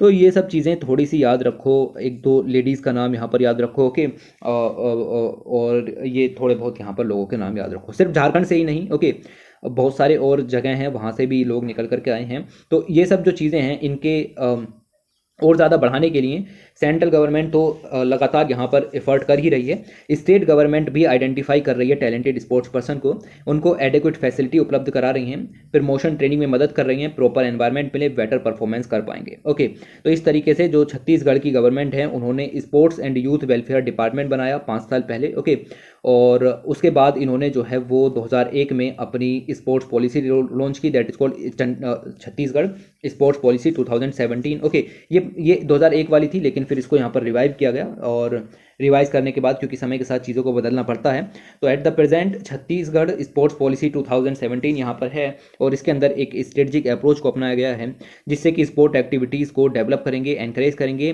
प्लेयर्स इन छत्तीसगढ़ के अंदर, और साथ ही साथ जो हैं वो कैपेबल प्लेयर्स या आउटस्टैंडिंग प्लेयर्स जो हैं उनको वेरियस स्पोर्ट्स के अंदर जो हैं इंक्लूड किया जाएगा, और साथ ही साथ इंटरनेशनल मंच पर भी उतारा जाएगा। तो ये सब चीज़ें यहाँ पर आपको ध्यान में रखना है। ऐसा ही एक इनोवेटिव एफर्ट यहाँ पर निकल करके आता है भारत सरकार के द्वारा, और इसमें जो है वो government, private sector organisation, public sector undertaking, NGOs या कोई और इंटरनेशनल इंस्टीट्यूशन हो सकता है, उनको यहाँ पर ये कहा गया है कि आप किसी एक प्लेयर को, एक स्पोर्ट को एडॉप्ट करेंगे और उसको फुल डेवलप यहाँ पर करेंगे। जैसे एडॉप्ट का हेरिटेज प्रोजेक्ट यहाँ पर था, आप एक हेरिटेज को एडॉप्ट करेंगे और उसको पूरी तरीके से डेवलप करेंगे, ऐसे ही यहाँ पर आप एडॉप्ट करेंगे एक स्पोर्टिंग एक्टिविटी को या एक स्पोर्ट पर्सन को और उसको पूरी तरीके से डेवलप करेंगे। ओके, उसकी सारी सुविधाओं का ध्यान आपको रखना है, इंटरनेशनल मंच पर पहुंच पाए इस चीज़ का ध्यान भी आपको यहाँ पर रखना है। तो ये सब चीज़ें जो हैं वो आपको पता होनी चाहिए कि इस तरीके का काम यहाँ पर होता है। उड़ीसा में भी आपको मिल जाएंगी कि उड़ीसा भी आपका जो है वो स्पोर्ट्स मैप ऑफ इंडिया में एक प्रोमिनेंट प्लेस जो है वो यहाँ पर बनाए रखे हुए हैं। यहाँ से आते हैं आपके दिलीप टिर्के, ओके, और फॉर्मर कैप्टन है इंडियन हॉकी टीम के। इन्होंने भी कई सारे ओलंपिक गेम्स के अंदर इंडिया को रिप्रेजेंट यहाँ पर किया है, लगभग 400 के करीब इंटरनेशनल मैचेस के अंदर जो है वो यहाँ पर रिप्रेजेंट किया है। उड़ीसा के सुंदरगढ़ डिस्ट्रिक्ट से यहाँ पर आते हैं। ओके, तो ये चीज़ें थोड़ी सी पता होनी चाहिए। इसके अलावा और एथलीट यहाँ पर हैं लाइक सुप्रीति कच्छप हैं। ओके, तो ये आपको झारखंड की गुमला डिस्ट्रिक्ट से मिल जाएंगी। ओके, तो काफ़ी अच्छा परफॉर्मेंस यहाँ पर रहा, बट ज़्यादा डिटेल में जाने की जरूरत नहीं है। एज अ यूपीएससी एस्पिरेंट इतना सफिशिएंट है, 2-1 लोगों के नाम आप यहाँ पर ध्यान में रखोगे। उसके बाद आगे बात करते हैं, लिखा हुआ है इंडिजीनियस कल्चर, और इंडिजीनियस कल्चर के अंदर कम्युनिटीज़ के बारे में जो बताया गया है उसको यहाँ पर देख लेते हैं। देखो यहाँ पर आर्टिकल के अंदर काफ़ी अच्छा आर्टिकल है और काफ़ी पोटेंशियल जो है वो यहाँ पर निकलता है। तो आर्टिकल के अंदर ये बताया गया है कि अलग अलग स्टेट के अंदर अलग अलग ट्राइबल कम्युनिटीज़ पाई जाती हैं। उन कम्युनिटीज़ में एक अलग ही तरीके की नॉलेज जो है वो यहाँ पर होती है, जिसको हम इंडिजीनियस नॉलेज कहते हैं। और वो इंडिजीनियस कल्चर नॉलेज का इस्तेमाल जो है वो हम आज भी कर सकते हैं। इंटरनेशनल मंच पर इन चीज़ों की बात की जाती है, बट लोकली इनको एडॉप्ट नहीं किया जाता। ओके, तो इतना बेसिकली जो है वो ये सब दिखाने वाली चीज़ें यहाँ पर चलती हैं। इंडिजीनियस कम्युनिटीज़ की बात करें अलोंग द वर्ल्ड, आपको मिलेगा कि ट्रेडिशनल कल्चर, क्राफ्ट, नॉलेज इनकी यहाँ पर होती है। और चलो पहले आर्टिकल के अंदर चलते हैं, ठीक है, और वहाँ पर ही यहाँ पर ये सारे पॉइंट्स कवर हो जाएंगे। The culture and diversity of indigenous people in India are fascinating. रफली 104 मिलियन पीपल के करीब जो हैं वो आपको पॉपुलेशन मिल जाएगी पूरी दुनिया की। लगभग जो भी नेशनल पॉपुलेशन है, नेशनल पॉपुलेशन का 8.6% पॉपुलेशन जो है वो ट्राइबल पॉपुलेशन है। ओके, लेकिन सिर्फ और सिर्फ 705 जो इथेनिक ग्रुप्स हैं उनको ऑफिशियली रिकॉग्नाइज किया गया है, लेकिन अगर हम एक्चुअल नंबर देखें तो वो इससे कहीं ज़्यादा नज़र आएगा। सम रीजन्स जो हैं उनमें कंसंट्रेशन ज़्यादा है, स्पेशली वेस्ट बंगाल या नॉर्थ ईस्ट स्टेट हैं, राजस्थान है, वहाँ पर ट्राइबल कम्युनिटीज़ का कंसंट्रेशन ज़्यादा है। विद अपना इनका खुद का सोशल ट्रेडिशन अलग होता है, कल्चर ट्रेडिशन अलग होता है। और अगर आप देखें तो ये सब जो कल्चर हैं या फिर ट्रेडिशन हैं इनके अपने रूटेड होते हैं, जनरेशन से जो है वो ओनरशिप ऑफ द लैंड नज़र आती है, कलेक्टिव टाइज नज़र आते हैं। ये सब कुछ फीचर हैं जो मैं आपको पहले भी बता चुका हूँ ट्राइबल कम्युनिटीज़ के। ओके, और ये जो है वो अपनी आइडेंटिटी से लिंक है, कल्चर से लिंक है, लाइवलीहुड से लिंक है। अपना खुद का एक फिजिकल और स्पिरिचुअल वेलबींग खुद ही डिसाइड यहाँ पर किया जाता है। ट्रेडिशनल नॉलेज जो है वो यहाँ पर रखते हैं। कल्चरल जो एक्सप्रेशंस हैं वो इनके द्वारा रिफ्लेक्ट किए जाते हैं। लाइक साइंटिफिक लिविंग, अभी बात करेंगे किस तरीके की साइंटिफिक लिविंग की बात की जा रही है। एडवांस टेक्नोलॉजीज़ का इस्तेमाल यहाँ पर करते हैं, ऐसी मशीनरी का नहीं, एडवांस टेक्नोलॉजी जो कि सस्टेनेबल वे ऑफ लिविंग को प्रमोट करती है। Okay, sustainable way of living के अंदर टेक्नोलॉजी का इंपॉर्टेंस लिमिटेड हो जाता है। ओके, तो वहाँ पर जो है आप नेचुरल रिसोर्सेज का यूज़ करते हो ताकि उनका भी रीजनरेशन होता रहे और आपको भी जो है वो ज़्यादा से ज़्यादा डिपेंडेंट ना रहना पड़े मशीनरी वगैरह के ऊपर। तो ट्रेडिशनल नॉलेज यहाँ पर आपको नज़र आ जाएगी।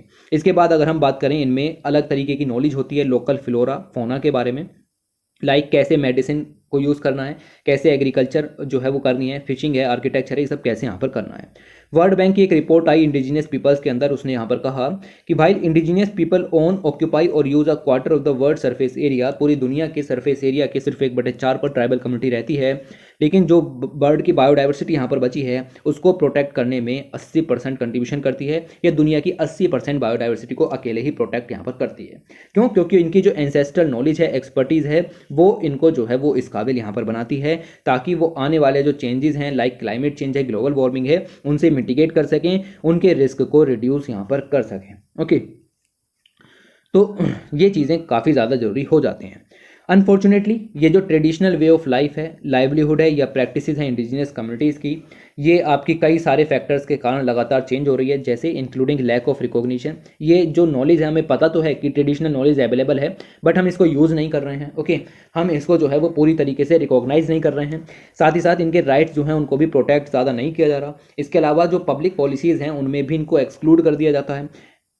कभी कभी देखने के लिए मिलता है कि एक्सक्लूजनरी पब्लिक पॉलिसीज़ जो हैं वो यहाँ पर रिलीज़ की जाती हैं। साथ ही साथ क्लाइमेट चेंज का इम्पैक्ट भी इनके वे ऑफ लिविंग को जो है वो हर्ट कर रहा है, क्योंकि बहुत ज़्यादा हो चुका है। इतने ज़्यादा पर तो सर्वाइव करना मुश्किल हो जाता है। ओके, तो ये सब चीज़ें निकल करके आती हैं कि क्लाइमेट चेंज के कारण ये सब है। अब कुछ कम्युनिटीज़ दी गई हैं, उनके बेसिकली ऑब्जर्वेशन की गई, पता चला कि किस तरीके से जो उनकी ट्रेडिशनल नॉलेज है वो साइंटिफिक वे ऑफ लिविंग को प्रमोट करती है। जैसे अरुणाचल प्रदेश में आदिस जो कम्युनिटी यहाँ पर है, बेसिकली इंडिजिनियस कम्युनिटी है, और माना जाता था कि नॉर्थ से आए हैं और यहाँ पर सेटल डाउन हो गए हैं। ओके, तो ये थोड़े से पॉइंट जो हैं वो यहाँ पर निकल करके आते हैं। अरुणाचल प्रदेश की सियांग, ईस्ट सियांग, अपर सियांग, ये सब डिस्ट्रिक्ट जो हैं वो घेरी हुई हैं। आदि का जो लिटरल मीनिंग है वो होता है हिल या माउंटेन टॉप, और ये एक बेसिकली जो है वो सीनो तिब्बतर लैंग्वेज यहाँ पर बोलते हैं। ट्रेडिशनली नेचर की वर्शिप यहाँ पर करते हैं, और साथ ही साथ जो डोनी पोलो हैं उनमें फेथ यहाँ पर रखते हैं। ओके, आदिस जो हैं वो उनको नज़र आपको आएगा कि इंडिजिनियस कम्युनिटी है, पूरी तरीके से नेचर के ऊपर डिपेंडेंट है, फुल्ली सेल्फ सफिशिएंट है। वेरी वेरी इंपॉर्टेंट, आज कंट्रीज सेल्फ सफिशिएंट होने के लिए पूरा जोर लगा रही हैं, लेकिन हो नहीं पा रही। ओके, ना तो हम फूड सिक्योरिटी हासिल कर पा रहे हैं, ना एनर्जी सिक्योरिटी। लेकिन कम्युनिटीज़ की अगर हम बात करें, ट्राइबल कम्युनिटीज़ की, तो वो अपने आप में सेल्फ सफिशिएंट भी यहाँ पर हैं इन देयर लाइवलीहुड और लाइफ स्टाइल ऑल्सो। ओके, तो ये चीज़ें नजर आएंगी। रिसोर्सेज की बात करें तो सारे के सारे रिसोर्सेज लिखा हुआ है, all their resources come from the forest. Forest से इन सबके रिसोर्सेज आते हैं, और जहाँ से रिसोर्सेज आते हैं उसको एज अ गॉड यहाँ पर उसकी तरह प्रोटेक्ट किया जाता है। One of the well known old age skill जो है वो आपको नजर आएगी, house making expertise. House making की काफ़ी एक्सपर्टीज यहाँ पर है। मैंने आपको डाउन टू अर्थ मैगजीन के अंदर में हाउस आर्किटेक्चरल सिस्टम किस तरीके का होना चाहिए ताकि बिल्डिंग मटेरियल से क्लाइमेट चेंज के इम्पैक्ट जो है वो कम यहाँ पर हो सकें, ये सब मैंने डाउन टू अर्थ की मैगजीन के अंदर में आपको पढ़ाया है। ओके, तो वहाँ पर मैंने आपको बताया था कि एक होती है आपकी पैसिव आर्किटेक्चरल सिस्टम, जो कि आजकल की मॉडर्न टर्मिनोलॉजी है, और ऐसा लगता है कि इससे भारी टर्मिनोलॉजी होगी नहीं। लेकिन अगर आप देखोगे कि जो आदिस कम्युनिटी है उसकी हाउस मेकिंग एक्सपर्टीज़ बहुत ज़्यादा एडवांस है compare to this passive architectural जो सिस्टम है या फिर स्टाइल है बिल्डिंग्स को बिल्ड करने का। ओके, पैसिव आर्किटेक्चर स्टाइल के अंदर ये कोशिश की जाती है कि ज़्यादा से ज़्यादा जो नेचुरल रिसोर्सेज हैं उनका यूज़ यहाँ पर किया जाए, मतलब लाइटिंग की कम ज़रूरत पड़े, सूरज की लाइट ज़्यादा से ज़्यादा घर के अंदर आए, इस तरीके से हाउस का स्ट्रक्चर जो है वो तैयार किया जाता है in the modern way. Okay, ये सब काम जो है वो मॉडर्न आजकल की सोसाइटी के अंदर यहाँ पर हो रहा है, लेकिन ये सब काम इस आदिस कम्युनिटी के द्वारा पहले से ही हो रहा है, और इनकी एक्सपर्टीज हाउस मेकिंग में यहाँ पर आती है। ओके, तो जैसा कि अगर आपको यहाँ पर बताऊँ,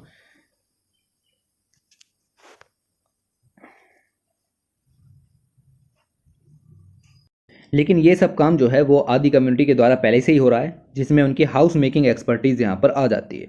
तो ये अलग तरीके से हाउस को बिल्ड करते हैं डिपेंडिंग ऑफ इट्स साइज़, और साथ ही साथ कितने पर्सन्स उसके अंदर रहने वाले हैं, या फिर कंस्ट्रक्शन में कितने पर्सन्स इन्वॉल्व रहेंगे।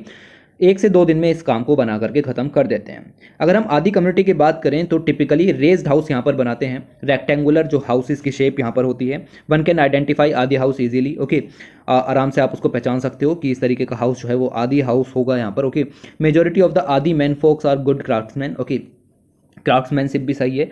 साथ ही साथ हाउस बिल्डिंग की प्रैक्टिस तो यहाँ पर है ही। डिफरेंट प्लांट मटेरियल का इस्तेमाल यहाँ पर किया जाता है। अब आप सोचो कि बिल्डिंग मटेरियल का इस्तेमाल क्यों नहीं किया जाता, क्योंकि आज के ज़माने में जो बेसिकली आपको देखने के लिए मिल रहा है कि cities around the world, okay, cities around the world बहुत ज़्यादा वार्म यहाँ पर हो रही हैं।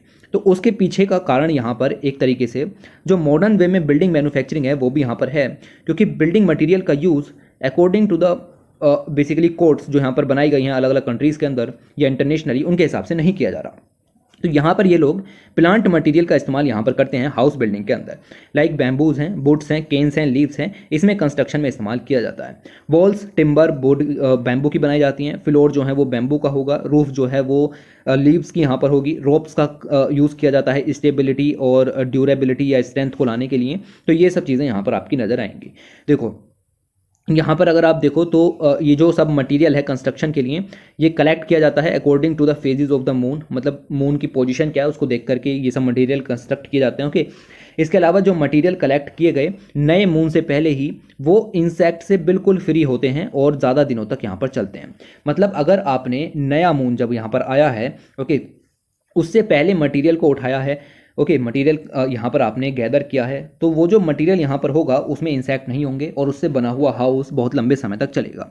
लेकिन अगर आपने जस्ट किसी और टाइम से मटेरियल को उठाया है तो उसमें टर्माइट या इंसेक्ट जो हैं वो यहाँ पर लग सकते हैं और हाउस की ड्यूरेबिलिटी खत्म हो सकती है। इसके अलावा जो हाउस हैं वो मोस्टली ईस्ट वेस्ट डायरेक्शन में बनाए जाते हैं ताकि मैक्सिमम सनलाइट यहाँ पर आए। तो आजकल ये कोशिश की जाती है और इस कोशिश को ही नाम दिया जाता है पैसिव आर्किटेक्चरल सिस्टम, जो कि आपको पता है कि इसी सिस्टम के ऊपर बेस्ड था। तो ट्रेडिशनल नॉलेज पहले से ही है, ये कोई नई टर्म निकल करके नहीं आई है, बट मॉडर्न सोसाइटी को इस तरीके से पढ़ाया जाता है कि जो पुरानी टर्मिनोलॉजी है वो उसको भूल गए हैं बिल्कुल ही। तो ये सब चीज़ें पहले से ही यहाँ पर निकल करके आती हैं। हाउसेस के अंदर कोई भी विंडो नहीं होती, जो हाउसेस आदि कम्युनिटी के द्वारा यहाँ पर बनाए जाते हैं उनमें कोई विंडो नहीं होती, लेकिन हाँ 2 डोर्स यहाँ पर होते हैं, एक आगे की साइड होता है, एक पीछे की साइड होता है। और हर एक हाउस के अंदर अगर आप यहाँ पर देखोगे तो फायर प्लेसेस भी यहाँ पर होते हैं। एंटायर हाउस जो है वो विदाउट पार्टीशन होता है, हाउवर स्पेस जो है वो उनको सेवरल यूनिट में डिवाइड कर सकते हैं, लेकिन कंप्लीटली जो पार्टीशन है वो यहाँ पर नहीं होता है, ओके। और बेसिकली जो राइस बियर है वो ट्रेडिशनली जो है वो यहाँ पर फॉलो की जाती है। ऐसे ही अरुणाचल प्रदेश की टेंगसास जो कम्युनिटी है वो यहाँ पर आ जाती है। ये आपको मिलेगा कि नाव दिहांग रिवर जो है उसमें वो जो आपके जो बेसिकली फॉरेस्ट को कट करती है वहाँ पर ये कम्युनिटी पाई जाती है, स्पेशली पटकाई हिल्स के अंदर में, ओके। और रिच कल्चरल हेरिटेज है, ट्रेडिशनल नॉलेज है, स्किल्स हैं कि कैसे जो नेचुरल फूड है उसको प्रोसेस किया जाए, प्रिजर्व किया जाए, सस्टेनेबल कुकिंग की प्रैक्टिसेस यहाँ पर हैं, बास्केटरी है, आर्किटेक्चरल है, ये सब चीज़ें ये लोग जानते हैं। इंपॉर्टेंट फीचर इनका ये है कि ये जो है वो बैम्बू टी मेकिंग जो है वो जानते हैं। स्पेशली कहा जाता है कि इंडिया में जो टी मेकिंग की प्रैक्टिस है वो यही इसी कम्युनिटी से यहाँ पर निकल करके आई और इनको इंडिजीनियस बैम्बू टी मेकिंग के नाम से जाना जाता है। तो टेंगसास एलोंग विद द सिंगपोज 2 कम्युनिटीज़ का नाम यहाँ पर दिया गया है। इनको कहा जाता है कि ये ओरिजिनल टी मेकर्स हैं इंडिया के अंदर। इवन जब ब्रिटिशर्स ने इसको कमर्शियली इंट्रोड्यूस किया उससे पहले भी टी जो है वो इन कम्युनिटीज़ के द्वारा बनाई जाती थी, ओके। तो ये सब थोड़ी सी चीज़ें याद रखो। यहाँ पर ये बताया गया है कि कैसे ये टी जो है वो बनाई जाती है, ओके। और टी को बनाने के लिए बैम्बू के टिश्यूज़ को थिन थिन लेयर में काटा जाता है और टी को फिर उसमें से छाना जाता है। इस तरीके से काम जो है वो यहाँ पर किया जाता है। खैर ये चीज़ें थोड़ी सी इग्नोर कर सकते हैं। They drink this tea daily as a it suppose to have a medicinal property. देखो यही है सस्टेनेबल वे ऑफ लिविंग, ठीक है, यही है सस्टेनेबल वे ऑफ लिविंग। आप इसको कहो कि आज के ज़माने में चाय क्यों पी जाती है? चाय स्वाद के लिए पी जाती है। चाय इसलिए पी जाती है क्योंकि हम चाय नहीं पियेंगे तो ताज़ापन नहीं आएगा, या फिर एनर्जी यहाँ पर नहीं आएगी, या नींद नहीं खुलेगी, या और जो दैनिक काम है वो नहीं हो पाएंगे बिना चाय के, या फिर चाय के बिना नहीं पियेंगे तो सिर में दर्द होगा। ये सब बहाने जो हैं वो आजकल की सोसाइटी ने क्रिएट किए हैं। बेसिकली चाय के अंदर मेडिसिनल वैल्यूज़ यहाँ पर होती थी, इसीलिए उसको यहाँ पर पिया जाता था, ओके। तो मज़े के लिए नहीं, मेडिसिनल वैल्यूज़ के लिए इसको पी रहे हैं। इसका मतलब ये क्या है कि सस्टेनेबल वे ऑफ लिविंग को यहाँ पर दिखा रहा है, ओके। इसके अलावा अगर आप देखें तो बैम्बू जो है वो उसको यहाँ पर इस्तेमाल किया जाता है, ये भी इनकी लाइफ स्टाइल का पार्ट जो है वो यहाँ पर बन जाता है। इसके अलावा अगर आप देखें तो और कम्युनिटी आ जाती हैं, जैसे राजस्थान के अंदर कालबेलियाज हैं, ओके। ये एक यूनिक कम्युनिटी है और स्नेक चार्मर के नाम से इनको यहाँ पर जाना जाता है। स्पेशली जो सपेरे यहाँ पर होते हैं वो कम्युनिटी के रूप में निकल करके आते हैं। नोमैडिक कम्युनिटी है, लोकली जो है वो इनको घुमंतर कहा जाता है, यानी कि ये लगातार घूमते रहते हैं। इसके अलावा जोधपुर रीजन में स्पेशली फैले हुए हैं, लगभग 200 के करीब कालबेलाइज जो है वो वहाँ पर रिसाइड करते हैं। और जैसा कि मैंने बताया कि स्नेक चार्मर हैं, तो जब यहाँ पर वाइल्ड लाइफ प्रोटेक्शन एक्ट यहाँ पर लागू किया गया 1972 का, और स्नेक हैंडलिंग को बैन कर दिया गया कि आप स्नेक की हैंडल नहीं कर सकते, तो इनका जो लाइवलीहुड अपॉर्चुनिटी है वो यहाँ पर ख़त्म हो गई, इनका प्रोफेशन जो है वो यहाँ पर ख़त्म हो गया। लेकिन इन्होंने जो है वो एक कह सकते हैं कि अल्टरनेटिव जो परफॉर्मिंग आर्ट यहाँ पर परस्यू करना शुरू किया, जिससे जो है वो ये अपना लाइवलीहुड जो है वो उसको सिक्योर कर पाए, ओके। तो इनकी जो नॉलेज है, इनकी जो कल्चरल फॉर्म्स हैं, ये कम्प्लीटली ओरल हैं, ओके, लिखते नहीं हैं चीज़ों को, और जनरेशन टू जनरेशन यहाँ पर जो है वो नीचे दी जाती हैं। लोकल लैंग्वेज में अगर हम बात करें तो कालबेलिया का मतलब होता है, काल का मतलब स्नेक, बेलिया का मतलब फ्रेंडशिप। तो इनका तो नाम ही इस तरीके से निकल करके आया है, ओके, स्नेक फ्रेंडशिप। तो ये इनका जो प्रोफेशन था वो भी यही था, लेकिन इसको यहाँ पर बैन हो गया। तो कालबेलिया ट्रेडिशन रिच है indigenous music, song, dance, handicraft, काफ़ी चीज़ों में। और स्पेशली जो कालबेलिया डांस फॉर्म है वो पूरी दुनिया में यहाँ पर जानी जाती है, ओके। ये बहुत ही इंपॉर्टेंट पॉइंट है, याद रखना कहाँ से निकल के आई है, राजस्थान के अंदर से कालबेलिया डांस फॉर्म, और काफ़ी इंपॉर्टेंट यहाँ पर हो जाती है। मैन जो है वो इसमें अलग अलग तरीके के इंस्ट्रूमेंट को प्ले करते हैं, इंस्ट्रूमेंट जैसे पुंगी है या बीन है, ओके। बीन तो यह जो है वो बेसिकली इंपॉर्टेंट पार्ट हो जाती है, ओके। क्योंकि स्नेक कम्युनिटी के रूप में बेसिकली उभर करके आ रही है। तो ये सब चीज़ें पता होनी चाहिए। इसके बाद बात करें तो इनके ऊपर कई सारी रिसर्च, कई सारी फिल्म डॉक्यूमेंट्रीज जो हैं वो यहाँ पर बन चुकी हैं पहले से ही। कार्ल बेलियास जो हैं उनको 2003 की representative list of intangible cultural heritage of humanity, okay, UNESCO के द्वारा रिलीज़ की जाती है, उसके अंदर भी इंस्क्राइब यहाँ पर किया गया है। लेकिन जो आर्टिस्ट हैं विलेज के, उनकी सिचुएशन बहुत ज़्यादा पुअर है, क्योंकि जो डांस फॉर्म है वो उनमें इतना ज़्यादा बेसिकली कह सकते हैं ना कि इकोनॉमिक अपॉर्चुनिटीज़ नहीं होती हैं, लेकिन फिर भी ठीक है, ये एक इम्पोर्टेंट कम्युनिटी है। पैसे से ज़्यादा मैटर करता है कि आपकी कल्चर जो है वो प्रिजर्व रहनी चाहिए, ओके, तो वही जो है वो चीज़ें निकल करके आती हैं। कार्वेलिया आर्टिस्ट जो है उनके ऊपर कई सारी फिल्म हैं, लाइक लम्हे हैं, रुदाली है, या अदर डॉक्यूमेंट्रीज़ हैं वो भी यहाँ पर बनी है। कई सारी बुक्स हैं ये भी लिखी गई हैं, और ये जो डांसर हैं स्पेशली कई सारे रोल भी यहाँ पर प्ले करते हैं। ऐसे ही वेस्ट बंगाल के राज भोंगसीज आ जाते हैं, ओके, तो ये भी एक इंडिजिनियस कम्युनिटी है, वेस्ट बंगाल और नॉर्थ ईस्ट के कुछ पार्ट्स में यहाँ पर पाई जाती हैं। एग्रीकल्चर जो है वो इनका मेन पिलर हो जाता है, और इस मतलब जो वर्ड है इसका मतलब होता है रॉयल कम्युनिटी। और स्पेशली जो है जो एंशियंट कोंच किंगडम थे, ये बिलीव किया जाता था कि वहाँ से ये हेल करते हैं, मतलब कोंच किंगडम से बिलोंग यहाँ पर करते हैं। Once the rulers of their lands suffered loss of land ownership, ये कम्युनिटी जो है वो रूरल एरिया में सिकड़ गई, और ब्रिटिशर्स के अराइवल के बाद जो कोंच किंगडम है वो धीरे धीरे यहाँ पर समाप्त हो गया, जिससे कि कम्युनिटी जो हैं उनकी अपनी जो कल्चर है वो धीरे धीरे ख़त्म होने लगी। ओके, राजभोंगीज की अगर हम बात करें तो आपको पता चलेगा डाइवर्स आर्ट फॉर्म यहाँ पर नजर आएगी, लाइक बम्बू या ढोकरा क्राफ्टिंग सिस्टम है, या घोमीरा डांस है उसको भी यहाँ पर करते हैं, जिसको मुखा नाच भी कहते हैं। ये और भी आपको मिल जाएंगे, लाइक खोन नाम का फोक ड्रामा है वो भी यहाँ पर प्ले किया जाता है। तो ये जो गोमीरा डांस फॉर्म है इसको मुखा नाच भी कहते हैं, स्पेशली रिचुअलिस्टिक डांस है, और म्यूजिकल फोक थिएटर है जो कि प्रैक्टिस की जाता है कम्युनिटीज़ के द्वारा। ओके, ये सब चीज़ें थोड़ी सी निकल करके आती हैं। इसके बाद बात करें तो गोमीरा मास्क मेकर ये भी निकल करके आते हैं, और लगभग 250 के करीब आर्टिस्ट जो हैं वो यहाँ पर रहते हैं। ये थोड़े से पॉइंट्स जो हैं वो आपको यहाँ पर ध्यान में रखने हैं। इमेजेस वगैरह जो हैं वो आप पीडीएफ डाउनलोड करके उसमें ज़रूर से देख लीजिएगा एक बारी। वैसे सारी चीज़ें लगभग बता दी गई हैं, बट फिर भी आपको थोड़ी सी चीज़ें पता होनी चाहिए। ये कम्युनिटी आपको ढोकरा यानी कि जूट मैट वीविंग के रूप में यहाँ पर मिल जाएंगे। आप देख सकते हो कि चटाइयाँ जो हैं वो यहाँ पर ये कम्युनिटी यहाँ पर बनाती हैं, ओके, तो ये सब चीज़ें आपको पता होनी चाहिए। इसके अलावा अगर हम बात करें तो ये सफिशिएंट है। मैंने आपको जूट मैट के बारे में बता दिया, ढोकरा इनका नाम है या जूट मैट कहा जाता है। वीविंग जो है वो होम बेस्ड यहाँ पर की जाती है, ओके, और ये सब चीज़ें निकल करके आती हैं। फोक आर्ट ड्रामा खोन, इसके बारे में भी बताया, और the word Khon in Rajbanshi mean movement, okay, तो ये खोन का मतलब भी यहाँ पर है।